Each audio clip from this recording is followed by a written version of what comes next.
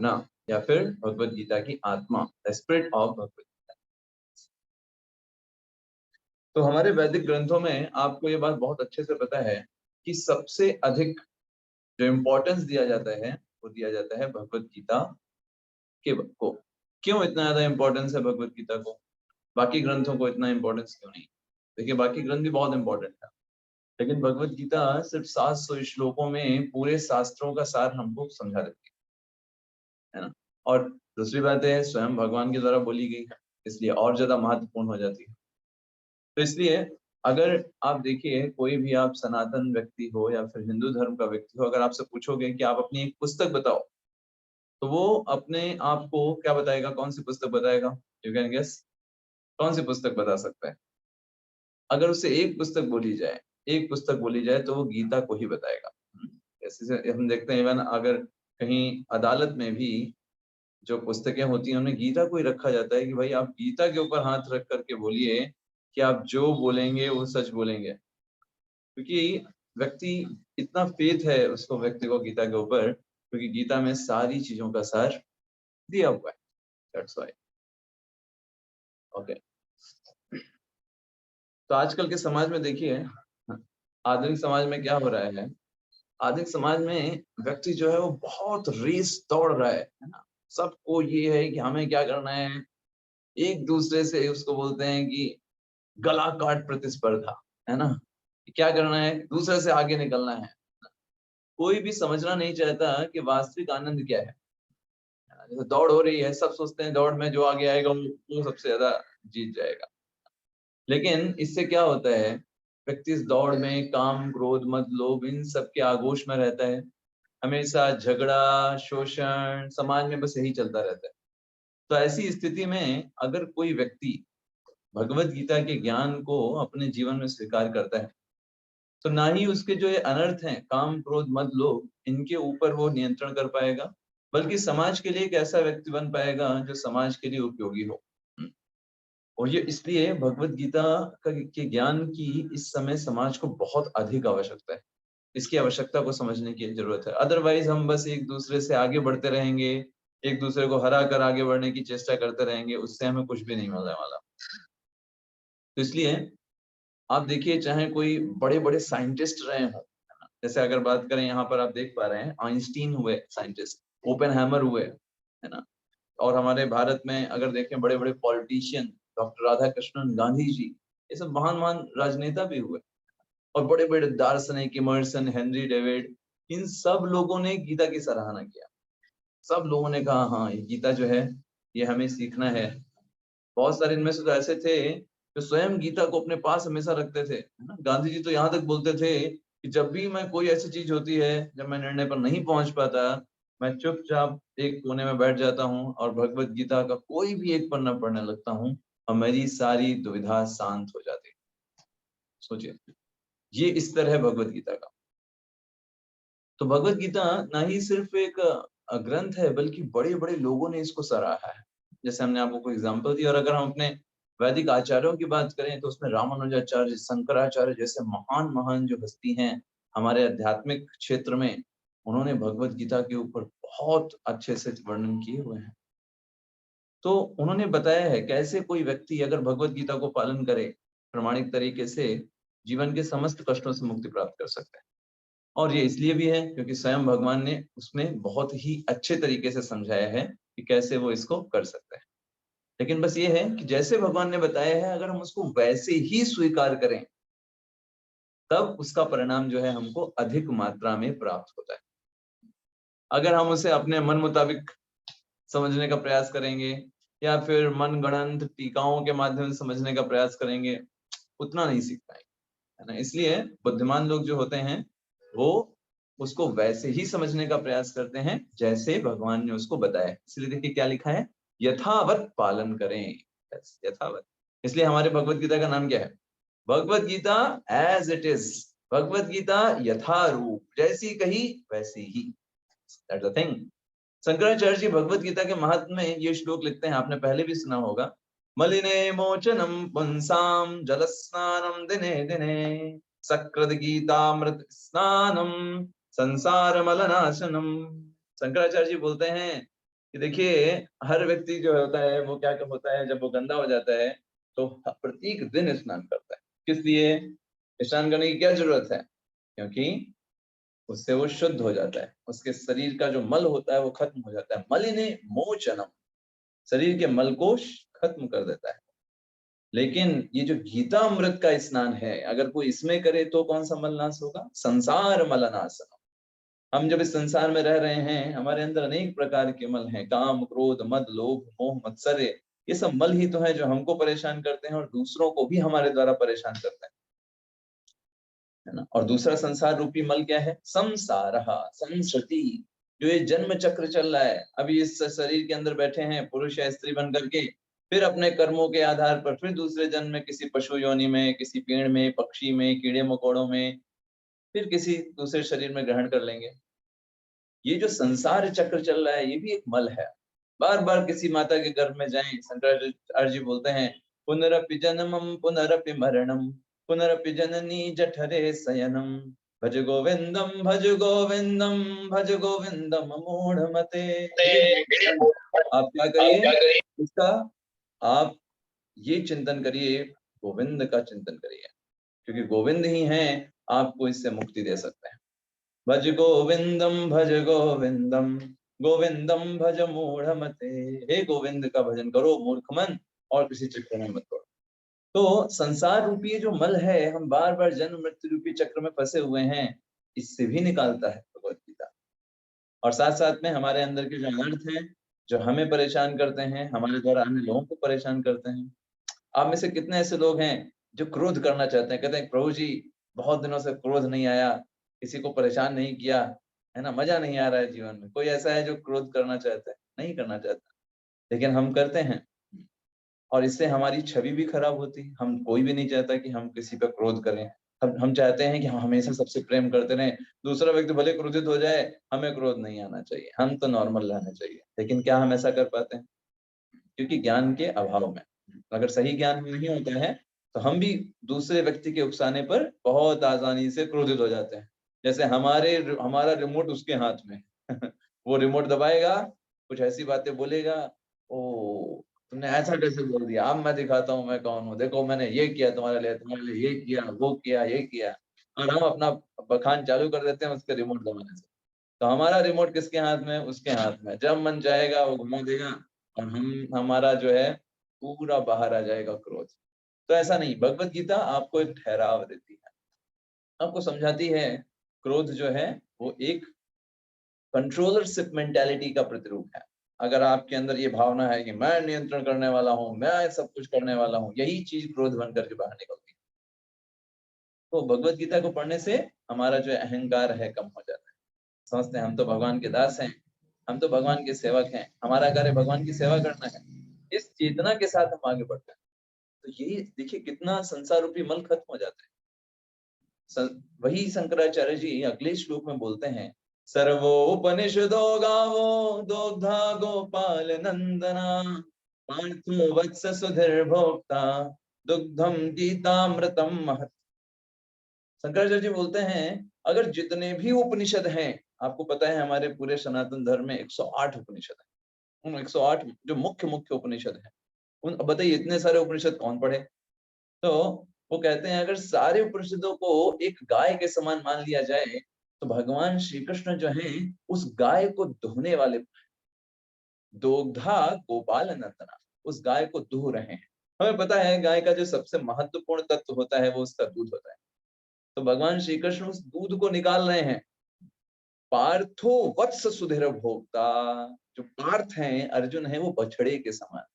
तो बछड़े को मुंह लगाया जाता है ना दूध निकालने के लिए, तो भगवान अर्जुन को निमित्त बना रहे हैं दूध को निकालने के लिए। दुग्धम गीतामृतम महत्, और वो जो दुग्ध रूपी गीता अमृत है वो सब हम लोगों के पान करने के लिए, हम लोग बाहर खड़े हुए हैं, अर्जुन का मुख लगा करके भगवान उस दूध को निकाल करके हम लोगों को दे रहे हैं। यस, तो हम लोग वो व्यक्ति हैं जो दूर खड़े हुए हैं, वेट कर रहे हैं कि हमें वो ज्ञान मिल रहा है। तो भगवान उस सारी उपनिषदों का, सोचिए कितना श्रम हमको करना पड़ता, हम नहीं पढ़ पाते, लेकिन भगवान ने उन सारे 108 उपनिषदों को पूरा मंथन करके जो एकदम क्रीम क्रीम चीज है कि हमें क्या करना चाहिए, वो भगवान ने हमको दिया हुआ है। That is Gita. गीता कोई सामान्य पुस्तक नहीं, इस तरीके से हमको समझना चाहिए। शंकराचार्य जी आगे बोलते हैं, एकम शास्त्रम देवकी पुत्र गीतम, एको देव देवकी पुत्र एवा, एको मंत्र तस्य नामानि यानि, कर्माप्य एकम तस्य देवस्य सेवा।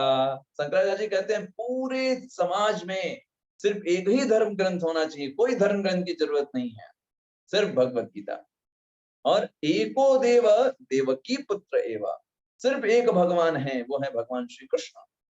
एको मंत्र तस्य नामानि यानि, सिर्फ एक मंत्र होना चाहिए जिसमें उनका नाम है, हरे कृष्ण कृष्ण कृष्ण हरे हरे, हरे राम राम राम हरे हरे।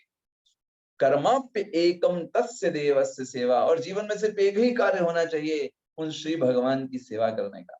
तो एक शास्त्र होना चाहिए भगवत गीता, एक भगवान होने चाहिए भगवान श्री कृष्ण, एक नाम होना चाहिए हरे कृष्ण महामंत्र, और एक काम होना चाहिए, वो होना चाहिए भगवान की सेवा। इस तरीके से शंकराचार्य जी ने कितना सुंदर गीता महात्म्य भगवत गीता के बारे में बताया। तो कलयुग में समस्या क्या है, कलयुग में हर कोई व्यक्ति क्या है, अल्पायु है। हमारी उम्र कितनी कम है, आप सोचिए। हम मुश्किल से आज का अगर एवरेज आयु देखें तो 70 साल व्यक्ति जी जाए तो मतलब अच्छा जी गया, मतलब माना जाता है कि बहुत जी लिया। अभी तो 70 साल हो जाता है तो लोग कहने लगते हैं कि अब तो भगवान सुन ले तो ज्यादा अच्छा है। ठीक है, लोग ऐसा बोलते हैं क्योंकि 70 साल तक, क्योंकि हमारा इतना खान पान और इतना जो हमारा जो बोल सकते हैं जीवन जीने का तरीका इतना ज्यादा निम्न हो गया है कि 70 साल बहुत है अगर हम जी जाते हैं। मतलब माना जाता है कि व्यक्ति ने बहुत बड़ा काम कर लिया, है ना। लोग बोलते हैं अरे हमारे ससुर जी तो 70 साल के, बड़े आश्चर्य के साथ बताते हैं जैसे उनको होना ही नहीं चाहिए था, पता नहीं कैसे, है ना। यस, तो 70 साल पे लोग ऐसा माना जाता है। अब अगर इतनी कम उम्र है, उस 70 सालों में भी अनेक प्रकार के झंझट हैं, है ना, अनेक प्रकार की जिम्मेदारियां हैं, अनेक प्रकार की समस्याएं आती हैं। हम सारे शास्त्रों को नहीं पढ़ सकते, हमारे पास इतना टाइम नहीं है कि हम पूरे शास्त्र, 4 वेद उठाएं, सारे उपनिषद उठाएं, फिर सारे पुराणों को उठाएं और उनका अध्ययन करने बैठें। एक जन्म में तो संभव नहीं। तो क्या करें फिर?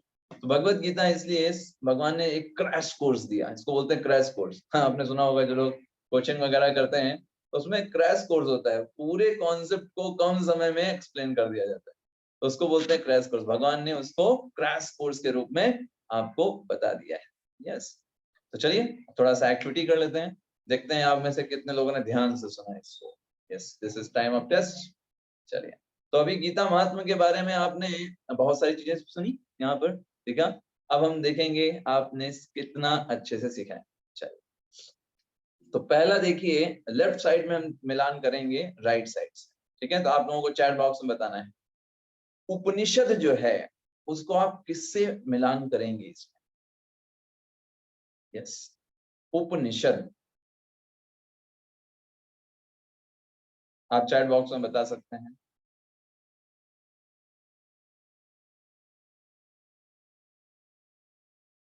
ओके, और बताइए राइट साइड के किस नंबर से आप मिलान करेंगे।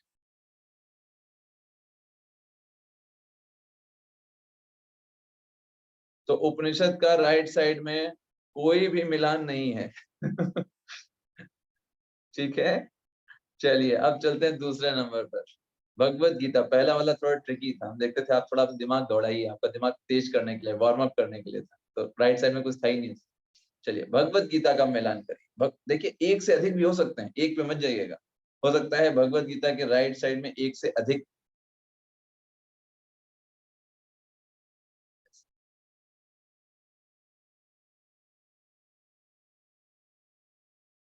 ओके गुड, हमारे पास ऑप्शन आ रहे हैं, बिल्कुल सही, कई सारे लोग बता रहे हैं। ओके गुड,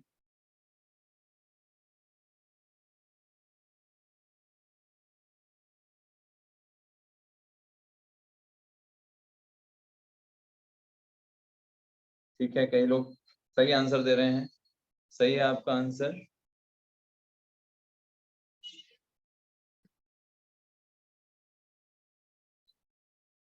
ओके, और सभी लोग जल्दी जल्दी आंसर करिए।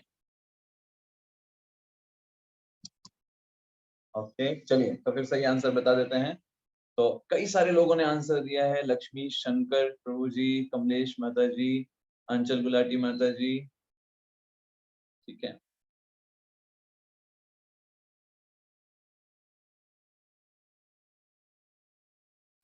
यस, तो इसका आंसर क्या हो जाएगा? एक तो चौथा, राइट।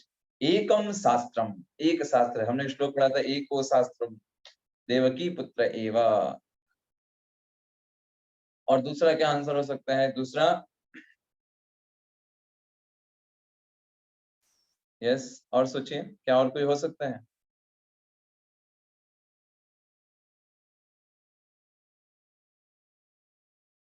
ठीक है, सिर्फ चौथा ही जाएगा हमारा इसमें, सिर्फ चौथा जाएगा।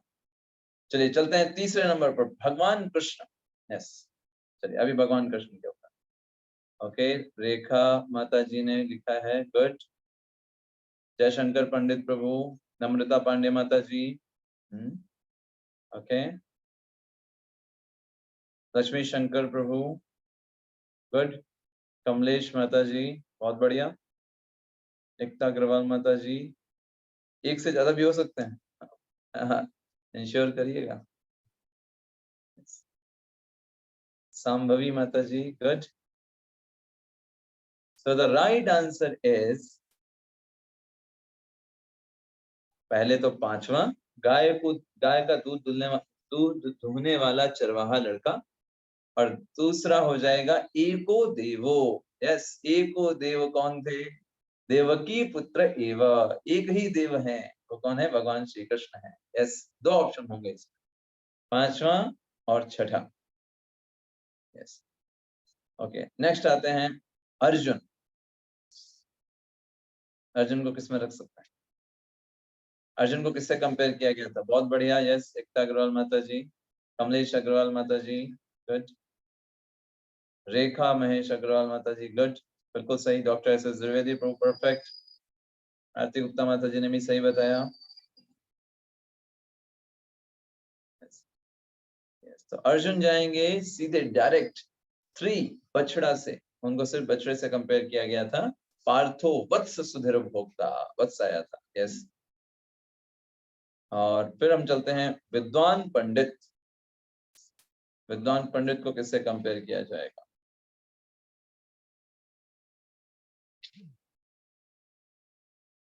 कौन है विद्वान पंडित?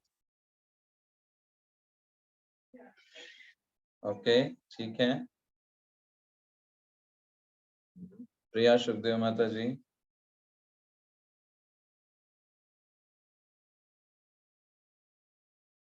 तो विद्वान पंडित का यहाँ पर बेसिकली मतलब क्या है? पार्थो वत्स सुधीर भोक्ता, दुग्धम गीता मृतम महत। जो विद्वान लोग हैं वो क्या हैं? पीछे बैठे हुए हैं। तो वो लोग दूध पीने के लिए पीछे बैठे हुए हैं, है ना? तो वो लोग दूध पिएंगे, जो अमृत निकला अर्जुन के द्वारा, बछड़े के द्वारा तो आएगा, उसका अर्थ क्या है? दूध पीना, वो लोग दूध पीने वाले हैं। यस, सेकंड हो जाएगा इसका। ओके, नेक्स्ट आते हैं छठे नंबर पर, हरे कृष्ण महामंत्र। यस, हरे कृष्ण महामंत्र किसमें आएगा भाई? देखिए, एस एस द्विवेदी प्रभु, बिल्कुल सही, गुड। गौरव मिश्रा प्रभु, परफेक्ट। जयशंकर पंडित प्रभु ने भी लिख दिया, बिल्कुल सही। लक्ष्मी शंकर प्रभु जी, बिल्कुल सही। तृप्ति माता जी, गुड। अभिषेक प्रभु, गुड। सांभवी माता जी ने भी बिल्कुल सही आंसर दिया। रेखा महेश अग्रवाल माता जी ने भी बिल्कुल सही आंसर दिया। आप सिंपल नंबर भी लिख सकते हैं। तो राइट आंसर इज एको मंत्र, 8 नंबर। यस, ओके, चलते हैं 7th नंबर पर। यस, भक्ति सेवा, भगवान की भक्ति करना, ये क्या है? किससे कंपेयर किया गया था? भगवान की सेवा करना है, भगवान का कार्य करना। यस, सांचल गुलाटी माता जी, बिल्कुल सही। नम्रता माता जी ने भी बिल्कुल सही आंसर दिया। अभिषेक प्रभु जी ने भी सही आंसर दिया है। रेखा अग्रवाल, लक्ष्मी शंकर प्रभु, डॉक्टर एस एस द्विवेदी प्रभु, कमलेश अग्रवाल माता जी, वीनू माता जी, हाँ, सब लोग इसमें तो सब लोग आंसर दे रहे हैं, बिल्कुल सही। दैट इज कर्माप्य एकम, कर्माप्य एकम, एक ही काम होना चाहिए, भगवान की सेवा होना चाहिए। Yes yes. ओके, अब लास्ट में आते हैं शुद्ध भक्त।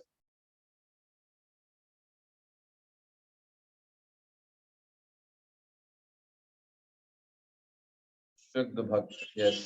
ओके, रेखा में अग्रवाल माता जी, गुड।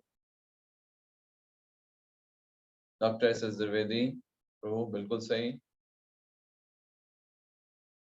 ठीक है। सांबवी माता जी, गुड। तो यहाँ पे आंसर क्या हो जाएगा, गंगा जल से कंपेयर किया गया है शुद्ध भक्त को। यस, वो गंगा जल की तरह पवित्र होते हैं, क्योंकि सारे हो गए, अभी लास्ट में वही बचा है। ठीक है, चलिए अब चलते हैं हम नेक्स्ट, भगवत गीता की भावना। भगवत गीता की भावना मतलब यही हमारा आज का टॉपिक है, भगवत गीता की आत्मा या भगवत गीता की भावना, जो इसका मुख्य पॉइंट है। तो देखिए, यहाँ पे ये बताया गया है, देखिए भगवत गीता तो हर लोग व्यक्ति जानते हैं। आप अगर उत्तर भारत में जाइए, हर व्यक्ति के घर में गीता रखी हुई है, और लाल कपड़े में लपेट करके रखते हैं और बोलते हैं, उनको प्रणाम करते हैं, पढ़ते नहीं है अच्छे से। तो भगवत गीता का असली उद्देश्य क्या है, उसको कब हम अच्छे से समझ पाएंगे, पहले तो ये चीज समझें कि भगवत गीता किसी नश्वर व्यक्ति के द्वारा, नश्वर का मतलब क्या है, जो भगवान नहीं है, जिसका अस्तित्व खत्म होने वाला है, ऐसे व्यक्ति के द्वारा बोला गया कोई पौराणिक ग्रंथ नहीं है। ये चीज पहले क्लियर होनी चाहिए, क्योंकि ये भगवत गीता को हम मानेंगे, हाँ कोई किताब है, किसी व्यक्ति ने लिखा था, जो बहुत पहले कोई थे, है ना। तो कोई वो सामान्य व्यक्ति नहीं थे, कोई नश्वर व्यक्ति नहीं थे, स्वयं भगवान ने लिखा है, भगवान श्री कृष्ण ने लिखा है। उन्होंने इस बात को बोला है, अर्जुन के साथ संवाद हुआ है कुरुक्षेत्र के मैदान में, ज्योत्सर नामक जगह पर। एक संवाद है अर्जुन और भगवान कृष्ण के बीच। तो ये किसी नश्वर व्यक्ति के द्वारा बोला गया पौराणिक ग्रंथ नहीं है। पौराणिक ग्रंथ मतलब पुराना कोई ग्रंथ है, नश्वर का मतलब कोई जिसके अंदर जो भगवान नहीं है, उस व्यक्ति के बारे में नहीं। तो पहला कॉन्सेप्ट हमें क्या क्लियर होना चाहिए कि ये भगवान श्री कृष्ण की वाणी है, और कैसी वाणी है, शाश्वत वाणी है, मतलब हमेशा रहने वाली है। ऐसा नहीं कि आज है कल नहीं रहेगी, नहीं, शाश्वत है। 5000 साल पहले भी थी, अभी भी है, और आगे भी अनंत काल तक रहेगी। कालातीत है। कालातीत का मतलब क्या होता है, काल का कोई प्रभाव नहीं पड़ता है इसके ऊपर। ऐसा नहीं कि भगवत गीता पहले बहुत ज्यादा प्रभावशाली थी, अभी तो आधुनिक विज्ञान हो गया, अभी इसका प्रभाव नहीं, नहीं, आज भी उतना ही इंपॉर्टेंट है। समय का कोई भी प्रभाव नहीं पड़ता भगवत गीता के ऊपर। और परिपक्व वाणी है। परिपक्व वाणी का मतलब क्या होता है, परिपक्व का मतलब मैच्योर्ड। ऐसा नहीं है कुछ करेक्शन की जरूरत है, ये गलत भगवान ने बोल दी, भगवान कभी परफेक्ट बोलते हैं, परिपक्व बोलते हैं। तो तीन चीजें, एक तो शाश्वत, दूसरी कालातीत, और तीसरा परिपक्व। ये भगवान की वाणी है, और ये भगवान की वाणी है। भगवान शब्द को वेदव्यास जी के पिताजी पराशर मुनि ने बताया कि भगवान कौन है, जिसमें 6 ऐश्वर्य जो है पूर्ण मात्रा में विद्यमान है। जिस व्यक्तित्व में 6 ऐश्वर्य पूर्ण मात्रा में विद्यमान है, वो कहलाते हैं श्री भगवान। तो 6 ऐश्वर्य कौन कौन से हैं, सौंदर्य, ज्ञान, धन, बल, यश और त्याग। ये 6 ऐश्वर्य।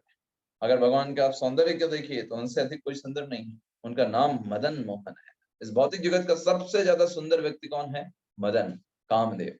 लेकिन ऐसे कामदेव जो हैं, करोड़ों करोड़ों कामदेव भी भगवान के सौंदर्य को देख करके मोहित हो जाते हैं, उनसे अपनी तुलना नहीं कर पाते। ऐसे भगवान का सौंदर्य है। ज्ञान में देखिए, भगवत गीता ज्ञान है, सिर्फ 700 श्लोक सबके वेदों पर भारी हैं। धन में देखिए तो स्वयं उनकी पत्नी जो है लक्ष्मी जी हैं, है ना। लोग करोड़पति होते हैं, अरबपति होते हैं, खरबपति होते हैं, भगवान लक्ष्मीपति हैं। बताइए, जो लक्ष्मी जी किसी के पास रुकती नहीं है, भगवान के चरण के पास शांत बैठ करके पैर दबाती रहती। तो ऐसे भगवान श्री कृष्ण लक्ष्मीपति हैं। अगर बल की बात करिए तो 7 दिन 7 रात तक एक छोटी सी उंगली के ऊपर उन्होंने गोवर्धन पर्वत को उठा करके रखा। आप एक ईंट नहीं उठा पाएंगे 7 घंटे। भगवान ने 7 दिन 7 रात गोवर्धन पर्वत को अपनी उंगली पर उठा के रखा, जिसकी आप आज परिक्रमा करते हैं तो 21 किलोमीटर की परिक्रमा है। यू कैन इमेजिन, है ना। यश की बात करिए तो भगवान का कितना यश है, इसकी कल्पना सिर्फ आप इस तरीके से कर सकते हैं कि भगवान ने 5000 साल पहले अपनी लीलाएं की थी, लेकिन आज भी लोग उसको गा रहे हैं। बताइए लोग कितना किसका गुणगान करेंगे। आज आपसे मैं पूछूं कि आपको कितने अमेरिका के राष्ट्रपतियों के नाम याद हैं, बताइए। सोचिए, अमेरिका सबसे पावरफुल देश है, उसके कितने राष्ट्रपति आपको पता है। कई लोग तो ऐसे भी होंगे जिनको अभी जो राष्ट्रपति उनका भी नाम नहीं पता हो, तो क्या उनकी पॉपुलैरिटी है? कोई पॉपुलैरिटी नहीं, इतना कोई लेकिन भगवान की पॉपुलैरिटी कितनी है, हर कोई व्यक्ति जानता है कि कृष्ण कौन है। 5000 साल पहले भक्त इस धराधाम पर आए थे, बताइए है कोई पॉपुलर उनसे ज्यादा? कोई पॉपुलर नहीं। और त्याग की बात करें तो भगवान ने त्याग भी कूट कूट कर भरा है। इसका हम आगे देखेंगे भी कैसे भगवान के अंदर त्याग जो है बहुत सुंदर मात्रा में है। आइए एक कहानी के माध्यम से समझते हैं। दक्षिण भारत में एक ब्राह्मण था जिसे चैतन्य महाप्रभु मिले। तो चैतन्य महाप्रभु जो है स्वयं भगवान श्री कृष्ण के अवतार हैं, और वो अपने उदाहरण से समझाते हैं कि कैसे भगवान की भक्ति करनी चाहिए, स्वयं करके दिखाते हैं। तो चैतन्य महाप्रभु जब दक्षिण भारत की यात्रा में जा रहे थे, तो उनको एक ब्राह्मण मिला। तो ब्राह्मण जो था वो ज्यादा पढ़ा लिखा नहीं था। वो क्या कर रहा था, भगवत गीता को पढ़ने का प्रयास कर रहा था, और बाकी बड़े विद्वान विद्वान ब्राह्मण उसकी हंसी कर रहे थे, कह रहे ये देखो है सिंपल, उसको पढ़ना भी नहीं आता फिर भी भगवत गीता लेकर के बैठे हैं, और सब उसकी हंसी बना रहे थे। तो उस ब्राह्मण से चैतन्य महाप्रभु ने उसको ब्राह्मण को ध्यान से देखा, तो उन्होंने देखा ये जो ब्राह्मण था ये क्या कर रहा था, रो रहा था भगवत गीता को पढ़कर। तो चैतन्य महाप्रभु ने बोला, अरे जब इसको पढ़ना नहीं आ रहा है तो रो क्यों रहा है, चलो पूछते हैं इससे। चैतन्य महाप्रभु उसके पास गए, उनसे पूछा, अरे तुम्हें भगवत गीता तुम जो है क्यों पढ़ रहे हो? तो उन्होंने बोला कि हमारे जो गुरु हैं उन्होंने बोला है कि आप भगवत गीता पढ़ो। चैतन्य महाप्रभु ने बोला, लेकिन क्या आपको भगवत गीता पढ़ना आता है? मैं सच बताऊं तो मुझे कुछ पढ़ना नहीं आता, मैं तो अनपढ़ हूँ, मुझे ठीक से कुछ भी पढ़ना, बस अक्षरों को जोड़ने का प्रयास कर रहा हूँ। तो चैतन्य महाप्रभु ने बोला, अरे अगर तुम पढ़ नहीं पा रहे हो, तुम्हें आता नहीं है पढ़ना, तो तुम्हारी आंखों में आंसू क्यों है, तुम क्यों रो रहे हो? तो उस ब्राह्मण ने बताया कि देखिए, जब मैं भगवत गीता उठाता हूँ और मैं देखता हूँ, प्रथम पृष्ठ पर भगवान श्री कृष्ण जो है सारथी बने हुए हैं अर्जुन, तो मैं सोचता हूँ जो स्वयं अखिल ब्रह्मांड नायक हैं, समस्त चीजों के स्वामी हैं, ऐसे भगवान श्री कृष्ण अपने भक्तों के दास बन गए, अपने भक्तों की सेवा करने के लिए सारथी बन गए, ड्राइवर बन गए। तो उनकी इस भक्त वत्सलता को देख करके मेरी आंख में से आंसू गिरने लगे कि भगवान कितने दयालु हैं, कितने कृपालु हैं। अगर उनके लिए थोड़ा सा कोई कुछ करता है, उनकी भक्ति करता है, तो भगवान कुछ भी कर सकते हैं। इवन सोचिए, इतना बड़ा युद्ध हो रहा है, करोड़ों करोड़ों लोग सामने खड़े हुए हैं, और भगवान अपने आप को ड्राइवर बना करके दे रहे हैं, भाई मैं जो हूँ अर्जुन का दास हूँ, अर्जुन का ड्राइवर। तो इतने बड़े कृपालु और कौन हो सकते हैं? जब चैतन्य महाप्रभु ने उस ब्राह्मण की इस बात को सुना, चैतन्य महाप्रभु ने तुरंत उस ब्राह्मण को गले से लगा लिया। उन्होंने कहा, तुमको कोई जरूरत नहीं है ना पढ़ने की, क्योंकि तुमने भगवत गीता के मूल सिद्धांत को समझ लिया है। भगवत गीता तुम्हारा जो ज्ञान है वो उन सारे ब्राह्मणों के ज्ञान से कहीं उत्कृष्ट है, जिन्होंने बहुत बड़ी बड़ी पीएचडी करके रखी है, बहुत बहुत बड़ा ज्ञान अर्जित करके रखा है। तुमने ये समझा कि भगवान कितना प्रेम करते हैं एक जीवात्मा से, भगवान जो है कितने ग्रेटफुल होते हैं जब कोई उनकी भक्ति करता है। तो गीता का ज्ञान जो है वो कोई ऐसा नहीं है कि कोई पांडित्य से अर्जित किया जा सकता है कि अरे मैं जो है संस्कृत पढ़ लूंगा तो गीता मुझे समझ में आ जाएगी। ऐसा नहीं है, संस्कृत पढ़ने वाले बहुत बहुत सारे लोग हैं। गीता समझना सिर्फ संस्कृत का खेल नहीं है, ये खेल है भावना का।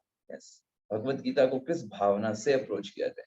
जब हमारे हृदय में भक्ति होगी, भगवान के प्रति प्रेम होगा, जैसे इस ब्राह्मण के हृदय में था, भले ही उसको पढ़ना नहीं आ रहा था, लेकिन उसने भगवत गीता के सिद्धांत को समझा भक्ति के कारण। अदरवाइज सिंपल ब्राह्मण पांडित्य को अपने अर्जित करना और बड़े बड़े श्लोक बोल देना और गीता में अपने आप को कई चीजें श्लोक याद कर लेना, सिर्फ ये भगवत गीता का लक्ष्य नहीं। अगर कर पाते हैं अच्छी बात है, भगवत गीता के श्लोक याद करने चाहिए, फालतू की चीजें याद करने से अच्छा है भगवत गीता के श्लोकों को याद करें। लेकिन हमें इस बात को समझना चाहिए, सिर्फ गीता के श्लोक याद करने से या संस्कृत बोलने से हम भगवत गीता के बारे में नहीं जान जाएंगे। भगवत गीता को जानने की असली चीज क्या है, जो हमारे हृदय में भगवान के प्रति भक्ति हो, सेवा भावना हो। तो देखिए, मायावादी लोग कौन होते हैं, देखिए ये सिद्धांत हम आपको समझा रहे हैं। मायावादी एक ऐसे लोग होते हैं जो ये कहते हैं कि भगवान कृष्ण जो हैं वो उनका जो स्वरूप है वो भौतिक तत्वों से मिलकर के बना हुआ है। वो क्या कहते हैं कि वास्तविक जो परम ब्रह्म है वो तो निराकार है, ऐसा करके मायावादी लोग बोलते हैं। और कहते हैं जो अवतार होते हैं वो भी माया के ही अवतार होते हैं। भगवान कृष्ण का जो शरीर है वो भी हमारी तरह ही भौतिक तत्वों से मिलकर बना हुआ है, वो भी माया का ही प्रतिरूप है, ऐसा करके वो मानते हैं। ऐसा करके वो क्यों मानते हैं? तो इसके लिए शास्त्र बताते हैं ईर्ष्या के कारण। ईर्ष्या के कारण वो भगवान कृष्ण के शरीर को सच्चिदानंदमय स्वरूप नहीं मानते। तो ऐसा क्यों नहीं मानते? देखिए सिंपल सी बात है, अगर वो भगवान को सच्चिदानंदमय स्वरूप मानेंगे और ये मानेंगे जो परम ब्रह्म है, जो कि उस परम ब्रह्म के भी ऊपर है ना, ब्रह्म ज्योति से भी ऊपर जो भगवान श्री कृष्ण जिनके शरीर की कांति ब्रह्म ज्योति के रूप में प्रकाशित हो रही है, वो स्वयं इस धराधाम पर आए हैं, तो फिर उन्हें उनकी सेवा करनी पड़ेगी। और दूसरा उनका जो सिद्धांत है कि वो खुद परम ब्रह्म बनना चाहते हैं, वो खुद भगवान बनना चाहते हैं, ये चीज गड़बड़ हो जाएगी। इसलिए इस प्रकार के लोग जो होते हैं वो कभी भी नहीं समझ पाते कि कैसे वो भगवान जो हैं वो सारथी बन गए। मायावादी लोग जो स्वयं जो भगवान को ही, इसलिए चैतन्य महाप्रभु कहते हैं मायावादी कृष्ण अपराधी। जो भगवान कृष्ण को माया के तत्वों से जानते हैं वो कभी भगवत गीता को नहीं समझ पाएंगे, वो कभी नहीं जान पाएंगे कि भगवत गीता का सही अर्थ क्या है। भगवान स्वयं भगवत गीता में इस बात को स्पष्ट करते हैं, क्या कहते हैं? नाहम प्रकाशः सर्वस्य योग माया समावृतः मूढ़ोऽयं नाभिजानाति लोको मामजवं व्ययम्। सभी लोग मुझे नहीं जान पाते, मैं अपने आप को योग माया से ढक लेता हूँ, है ना। जैसे आप देखिए भगवान सिर्फ उन्हीं को अपना स्वरूप दिखाते हैं, प्रकाशित करते हैं जो उनके तरफ प्रेम से आते हैं, है ना। यस, जैसे आप मंदिर में दर्शन करने जाते हैं ना तो वहां पे पर्दा पड़ा होता है, तो आप दर्शन नहीं कर पाओगे भगवान। जब पुजारी अंदर से पर्दा हटाएंगे तब आप दर्शन कर पाओगे। तो ऐसे ही भगवान कहते हैं नाहम प्रकाशः सर्वस्य, पर्दा पड़ा है, कैसे देखेंगे भगवान को? आपको सब कुछ माया का ही दिखाई देगा, भगवान कृष्ण भी माया के दिखाई देंगे। तो ऐसे छोटे मस्तिष्क वाले लोग जो भगवान कृष्ण को ही माया का ही स्वरूप मानते हैं या उनके शरीर को भौतिक तत्वों से अर्जित मानते हैं, वो कभी भगवत गीता को नहीं समझ पाएंगे। वो हमेशा क्योंकि भगवान बनने के लिए उत्साहित रहते हैं, स्वयं भगवान बनना चाहते हैं, और इस धारणा के कारण, उस ईर्ष्या के कारण वो भगवान कृष्ण को नहीं स्वीकार करेंगे और भगवत गीता को नहीं समझ पाएंगे। तो इसलिए भगवान भगवत गीता में कहते भी हैं इतिम गुह्यतरम, ये जो ज्ञान है ये गोपनीय ज्ञान है। अब कोई सोचेगा अरे गोपनीय कैसे है, सबके पास तो भगवत गीता है, तो कैसे छुपा हुआ कहाँ पर है? तो छुपा हुआ ऐसे है कि समझ सिर्फ वही पाएगा जो सेवा भावना के साथ है ना। श्रील प्रभुपाद जी कई बार अपने तात्पर्य में बताते हैं कि ऐसे मायावादी लोग या बड़े बड़े डॉक्टरेट करके पीएचडी करके लोग जो भगवान के शब्दों की गलत व्याख्या करने की कोशिश करते हैं, भगवान ने बोला है कि मेरी शरण में आओ, है ना, सर्व धर्मान परित्यज्य माम एकम शरणम व्रज। भगवान कह रहे हैं कि मेरी शरण में आओ। और वैसे जो टीकाकार होंगे, जो कि मायावादी टीकाकार होते हैं, तो वो क्या लिख देंगे, भगवान श्री कृष्ण कह रहे हैं मेरी शरण में आओ, लेकिन एक्चुअली में उनकी शरण में नहीं जाना है। उनका शरीर तो माया से बना हुआ है, तो उनके शरण में कैसे जा सकते हैं? उनके शरीर के अंदर जो आत्मा है, जो परम ब्रह्म है, जो निराकार है, उसकी शरण में जाना है। अब बताइए ऐसा भगवान ने कहाँ पे बोला? अगर भगवान को बोलना हो तो डायरेक्ट नहीं बोल देते कि भाई नहीं, आप मेरे अंदर जो आत्मा है वो जो परम ब्रह्म है उसकी शरण में जाओ। भगवान ने तो साफ साफ बोला भाई माम एकम शरणम व्रज, मेरी शरण में आओ। भगवान बोलते हैं जन्म कर्म चमे दिव्यम एवं यो वेत्ति तत्वतः त्यक्त्वा देहम पुनर्जन्म नाइति मामेति सो अर्जुन। अर्जुन, मेरे जन्म और कर्म दिव्य स्तर पे होते हैं।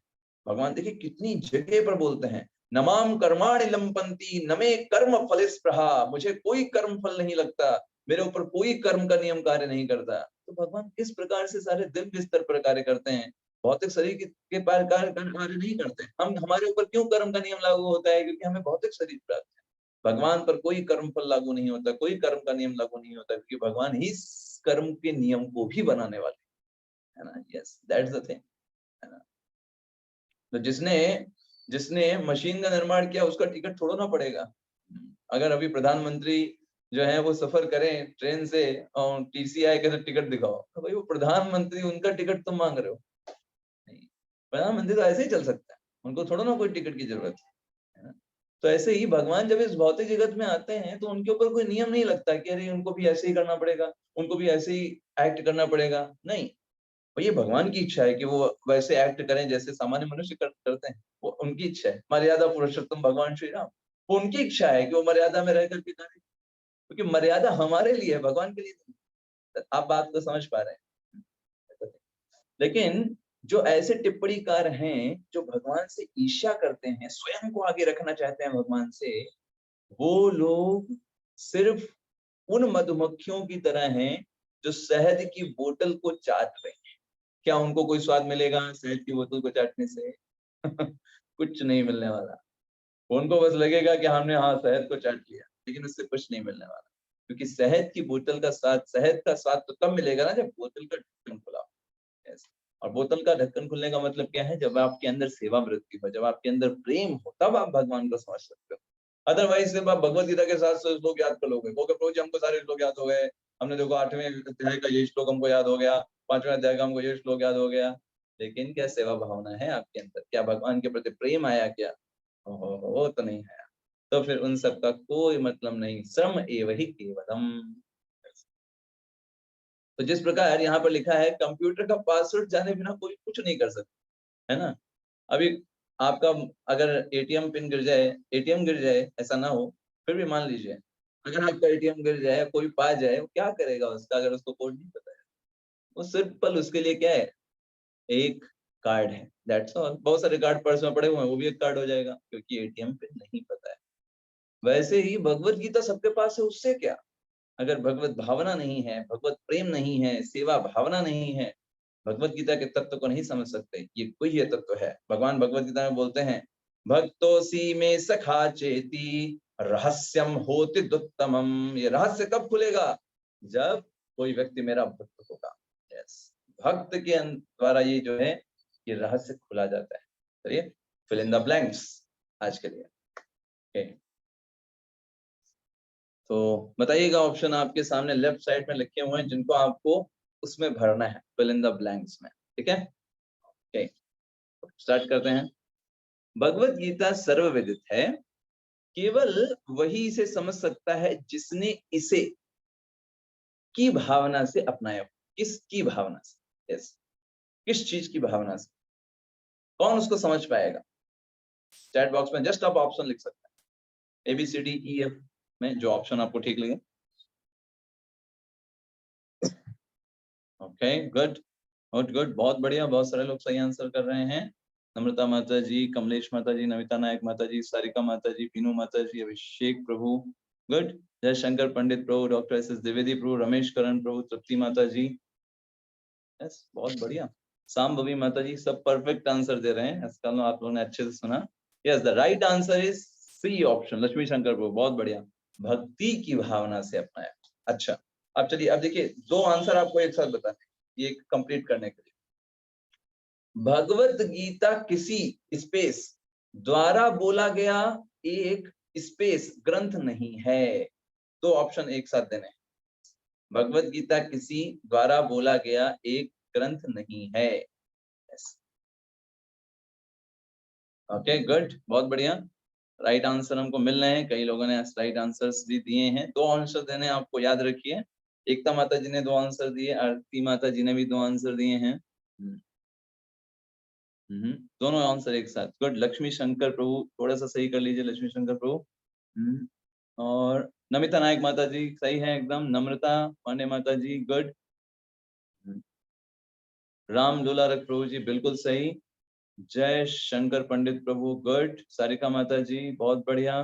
डॉक्टर SS द्विवेदी प्रभु बिल्कुल सही। तृप्ति माता जी बिल्कुल सही। गौरव मिश्रा प्रभु जी, गुड।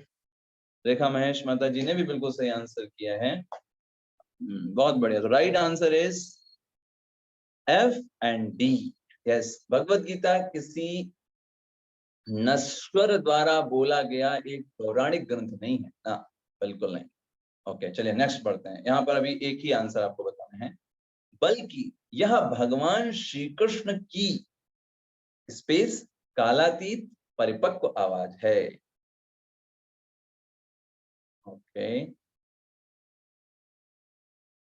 मुझे लगता है कुछ लोग कॉपी भी कर रहे होंगे मुझे। चैट को सेव करना होगा। यस, लेट मी सी चैट। हाँ, अभी ठीक रहेगा। अभी मैसेज जो है वो सिर्फ मुझे आएंगे। yes, से आप देख लेते थे एक दूसरों का कुछ, तो अभी नहीं देखने को मिलेगा आपको, अभी सिर्फ मुझे मैसेज आएंगे। ठीक है, तो तृप्ति माता जी ने भी सही आंसर किया है। गुड। तृप्ति माता जी, अभिषेक प्रभु, स्नेह और कमलेश माता जी ने ठीक कर सकते हैं। कमलेश माता जी, अंचल गुलाटी माता जी, ओके ठीक है, गुड। तो राइट आंसर इज बी। ये जो भगवत गीता है ये शाश्वत, कालातीत और परिपक्व आवाज है भगवान श्री कृष्ण की। ओके, जिन्हें किस रूप में संबोधित किया जाता है? भगवान श्री कृष्ण को किस रूप में संबोधित किया जाता है, क्या उनको बोला जाता है? Okay, the right answer. Aarti माता जी, प्रिया माता जी, गुड, बहुत बढ़िया। सुनील माता प्रभु जी ने भी बिल्कुल सही दिया आंसर। कमलेश माता जी ने भी सही आंसर किया। अभिषेक प्रभु, गुड। नमिता नायक माता जी, बहुत बढ़िया। लक्ष्मी शंकर प्रभु सुधार सकते हैं अभी। Okay, good good. एकता माता जी, नहीं नहीं, ये वाला नहीं होगा। सो भगवान श्री कृष्ण की आवाज है जिन्हें भगवान के रूप में संबोधित किया जाता है। यस, जिन्हें भगवान के रूप में संबोधित किया जाता है। राइट आंसर इज ए। और वो कौन है? सभी कितने ऐश्वर्यों के स्वामी? स्वामी, सभी स्पेस ऐश्वर्यों के स्वामी। यस यस, सारिका जंदल माता जी, जयशंकर पंडित प्रभु, लक्ष्मी शंकर प्रभु जी, राम लोलारक प्रभु, गुड। कमलेश अग्रवाल माता जी, 6 ऐश्वर्यों के स्वामी। The right answer is E, perfect, बहुत बढ़िया, बढ़िया तरीके से आपने सीखा। चलिए, तो अगली कहानी पढ़ते हैं। हमने एक कहानी तो देख लिया। अब अगली कहानी हमारी है, इसका नाम है आप मुझे चाहते हैं या मेरी ऊर्जा को। यस, ये कहानी है जब एक बार कुरुक्षेत्र का युद्ध होने से पहले अर्जुन और दुर्योधन दोनों लोग भगवान श्री कृष्ण को अप्रोच करते हैं, क्योंकि उनको पता है कि भगवान श्री कृष्ण बहुत शक्तिशाली हैं और उनसे मिलने को जाते हैं। तो दोनों लोग डिसाइड करते हैं, पहले दुर्योधन पहुंचता है और बाद में पहुंचते हैं अर्जुन। ठीक है, तो अर्जुन जब देखते हैं भगवान सो रहे हैं, अर्जुन दुर्योधन जो है पहले से भगवान के सिर की तरफ बैठ जाता है, और अर्जुन जो होते हैं अपना दास मान करके भगवान को उनके पैरों की तरफ बैठ जाते हैं और भगवान को निहारते रहते हैं, भगवान का दर्शन करते रहते हैं। भगवान सो रहे हैं, दर्शन कर रहे हैं, और भगवान जब उठते हैं तो सबसे पहले उनको कौन दिखाई देंगे? सबसे पहले दिखाई देंगे जो पैरों की तरफ है, वो है, देखिए, अर्जुन। भगवान ने कहा, अरे अर्जुन तुम कब आए? तो दुर्योधन बोलता है, मैं भी बैठा हूँ, पहले मैं आया, पहले आपको मेरा आंसर करना पड़ेगा। तो भगवान श्री कृष्ण बोलते हैं, देखो भाई, आप भले पहले आए हो, लेकिन जब मैंने अपने नेत्र खोले तो सबसे पहले मुझे अर्जुन दिखाई दिया, तो मैं तो अर्जुन को पहले उससे पूछूंगा। और दूसरी बात ये भी है कि अर्जुन आपसे छोटा है, तो पहले छोटे भाइयों का हक होता है, तो इसलिए पहले उसकी बात सुनी जाएगी। तो दुर्योधन कहता है, ठीक है। भगवान श्री कृष्ण कहते हैं, अर्जुन देखो, तुम्हारे पास 2 चॉइस है। एक तरफ मैं हूँ, मैं युद्ध में कोई भी अस्त्र शस्त्र का प्रयोग नहीं करूंगा, निहत्था रहूंगा। क्यों नहीं अस्त्र शस्त्र प्रयोग करूंगा? क्योंकि तुम दोनों लोग जो हो मेरे संबंधी हो, तो मैं किसी पर अस्त्र नहीं चलाऊंगा, इसलिए मैं निहत्था रहूंगा। और दूसरी तरफ मेरी नारायणी सेना है, 10 लाख लोग हैं मेरी नारायणी सेना, तो तुम जो चाहो उसको ले सकते हो। एक तरफ मेरी 10 लाख की नारायणी सेना है, और दूसरी तरफ मैं हूँ जो कोई भी युद्ध नहीं करने वाला, किसी प्रकार का अस्त्र शस्त्र नहीं उठाने वाला। तो अर्जुन से जब इस प्रकार कहते हैं, अर्जुन भगवान से कहते हैं, भगवान मुझे आप चाहिए। तो दुर्योधन तो इतना खुश हो जाता है, इतना खुश हो जाता है, कहता है, वाह भाई, बहुत बढ़िया। फिर वो बोलता है भगवान से, कहता है अर्जुन, दुर्योधन बोलता है भगवान से, चलो ठीक है, अब अर्जुन ने तो आपको ले ही लिया है, तो मुझे तो नारायणी सेना मिल ही गई होगी, मैं चलता हूँ, मेरा यहाँ। वो वहां से निकल जाता है बहुत खुश होकर के, और अर्जुन को ये बोलते हुए कि कितना मूर्ख था, नारायणी सेना नहीं लिया, इतना अच्छा ऑप्शन मिल रहा था। भगवान अर्जुन को अपने पास बैठाते हैं, कहते हैं, अरे कौन्ते, हे कुंती के पुत्र, तुमने मुझे क्यों चूज किया? क्या जरूरत थी तुमको मुझे चूज करने की? तुम्हें सेना लेना चाहिए था। तुम्हारे पास सेना अभी कम भी है, अगर तुम मेरी सेना लेते तुम्हें ज्यादा अच्छा रहता। लेकिन अर्जुन ने कहा, नहीं हे केशव, मैंने इसलिए आपको लिया क्योंकि आप ही मेरे वास्तविक मित्र हैं। आप मेरे साथ हैं तो हर एक चीज मेरे साथ है। हार जीत का मुझे कोई भी भान नहीं है। मैं जीतूंगा हारूंगा उससे फर्क नहीं पड़ेगा, क्योंकि मुझे ये बात बहुत अच्छे से पता है कि जहां आप हैं वहीं पर नीति है, वहीं पर सब कुछ है, वही व्यक्ति जीतेगा।